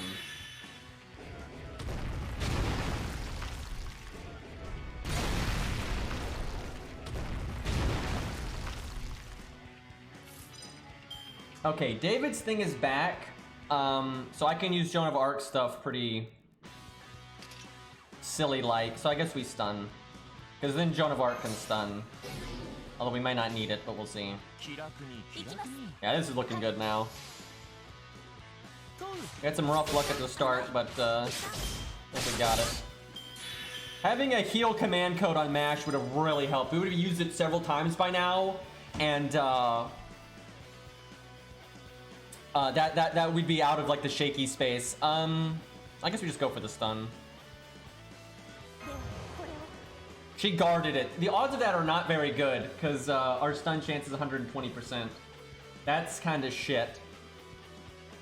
I think. Do we do David's second skill then to just make sure MASH lives? Will Joan of Arc get her NP? Yes, she will because she's got Prism Cosmos, so she gets it. So yeah, we can throw out David's second skill here. I wouldn't need to if we'd landed stun, but RNG is a bitch sometimes.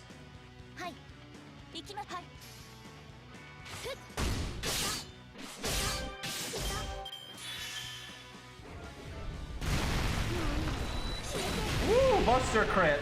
And we didn't have much defense up that turn. Okay, it's almost time.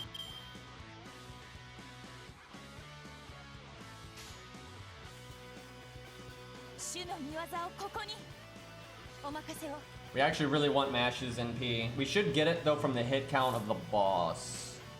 Oh good, Mash still has her evade. That's excellent. But we're almost done. We're almost at the appointed turn. Gotta cancel the app. You lose this one forever if you beat it. Unlike Kiara. I bet you somebody didn't do this right away. They played the main interlude and they just went through it and they fought Kiara. And like, oh hey, Kiara's repeatable. And then they did the side stuff and they fought King Potato Chips. Like, oh, I bet you King Potato Chips is repeatable because Kiara was. And it's not. And it's just like, fuck you, game. And you don't even get a Grail for it. So it's like, well, that was a waste.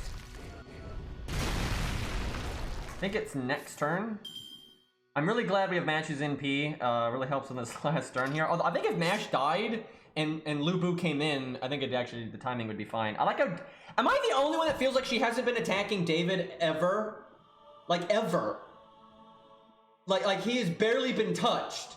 And he is the tankiest person here by a mile because he takes less damage than everybody because he's an archer. And then he benefits... All the survivability on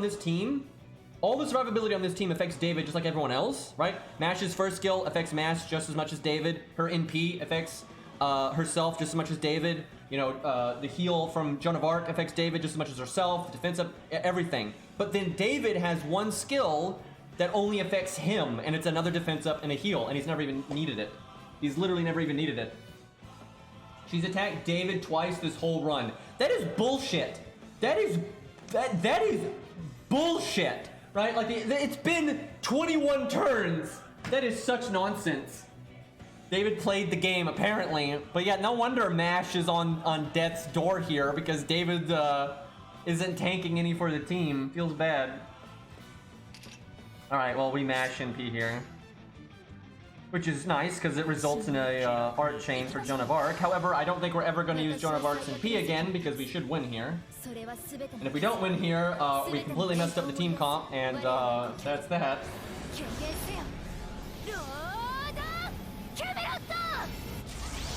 Unfortunately, Joan of Arc's second skill, though, is not like her stun. So her stun has a 120% chance to land, which means finally she attacks David. And oh yeah, she heard us talking. Now she just goes totally ham on David and does no damage at all, of course. Oh, it's time.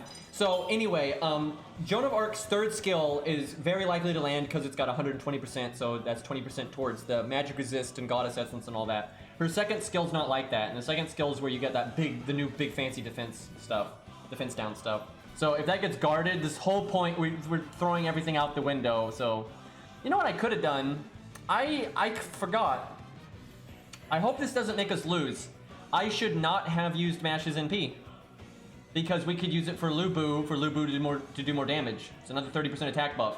I could, because this is a nice thing about debuffs. Joan of Arc doesn't need to be here anymore. If she does her second skill and it lands, I can switch her out off the team and keep Mash here, then have Mash in P. So I kind of messed it up. I wasn't really thinking about that, and I didn't really need it because Mash still had the evade, so she probably wasn't gonna die.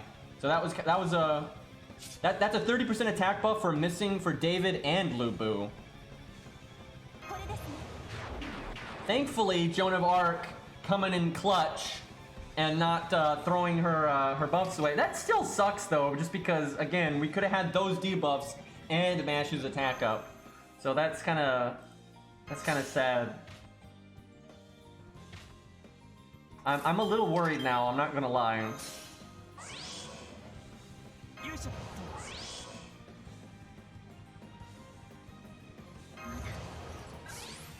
This team could, I think this team could still win though. You'd have to use David as your DPS in the long run. You'd have to go around the wheel a time or two, and then David could probably do it. But fuck that. All right, well, do slow-mo. I wish Lu Bu got a Buster card. I should have switched him out for Mash because he actually would have gotten a Buster card then, or he had a better chance of getting one. Because look at all these buffs. I mean, look at all these buffs. His normal card damage is going to be massive, crit or no. Like, he's got triple Buster up. He's got quad attack up. That's pretty significant, right? So that would have been a very big, juicy attack up. So we're making some mistakes here. We're really going to need David to, because I messed that up, we're going to need David to do good damage, I think. Yeah, I'm ready to zeet the app.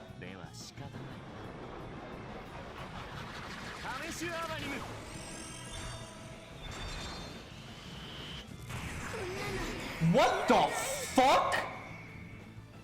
What the fuck? I know he's got the giant thing, but David has like fuck all buffs right now. Like, he has fuck all buffs right now. That is ridiculous. Well, she's dead. I don't even matter what. Yeah, dude. Someone explain this to me.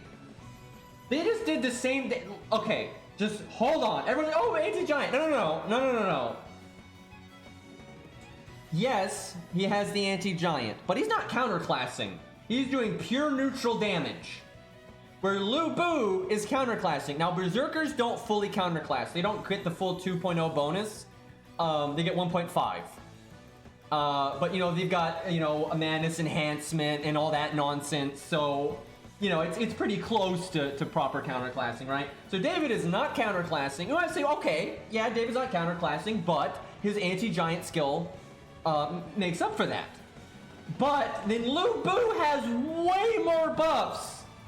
Lu Bu's got the Qin Gong. He has Qin Gong's Buster up, and he's got Shakespeare's Buster up. He's got double Mysticode buff because he used it twice, and he's got his own attack buff, and he's got his own NP up, and then he's got David's attack buff. You know, David has just got his own attack buff, and then the Mysticode attack buff.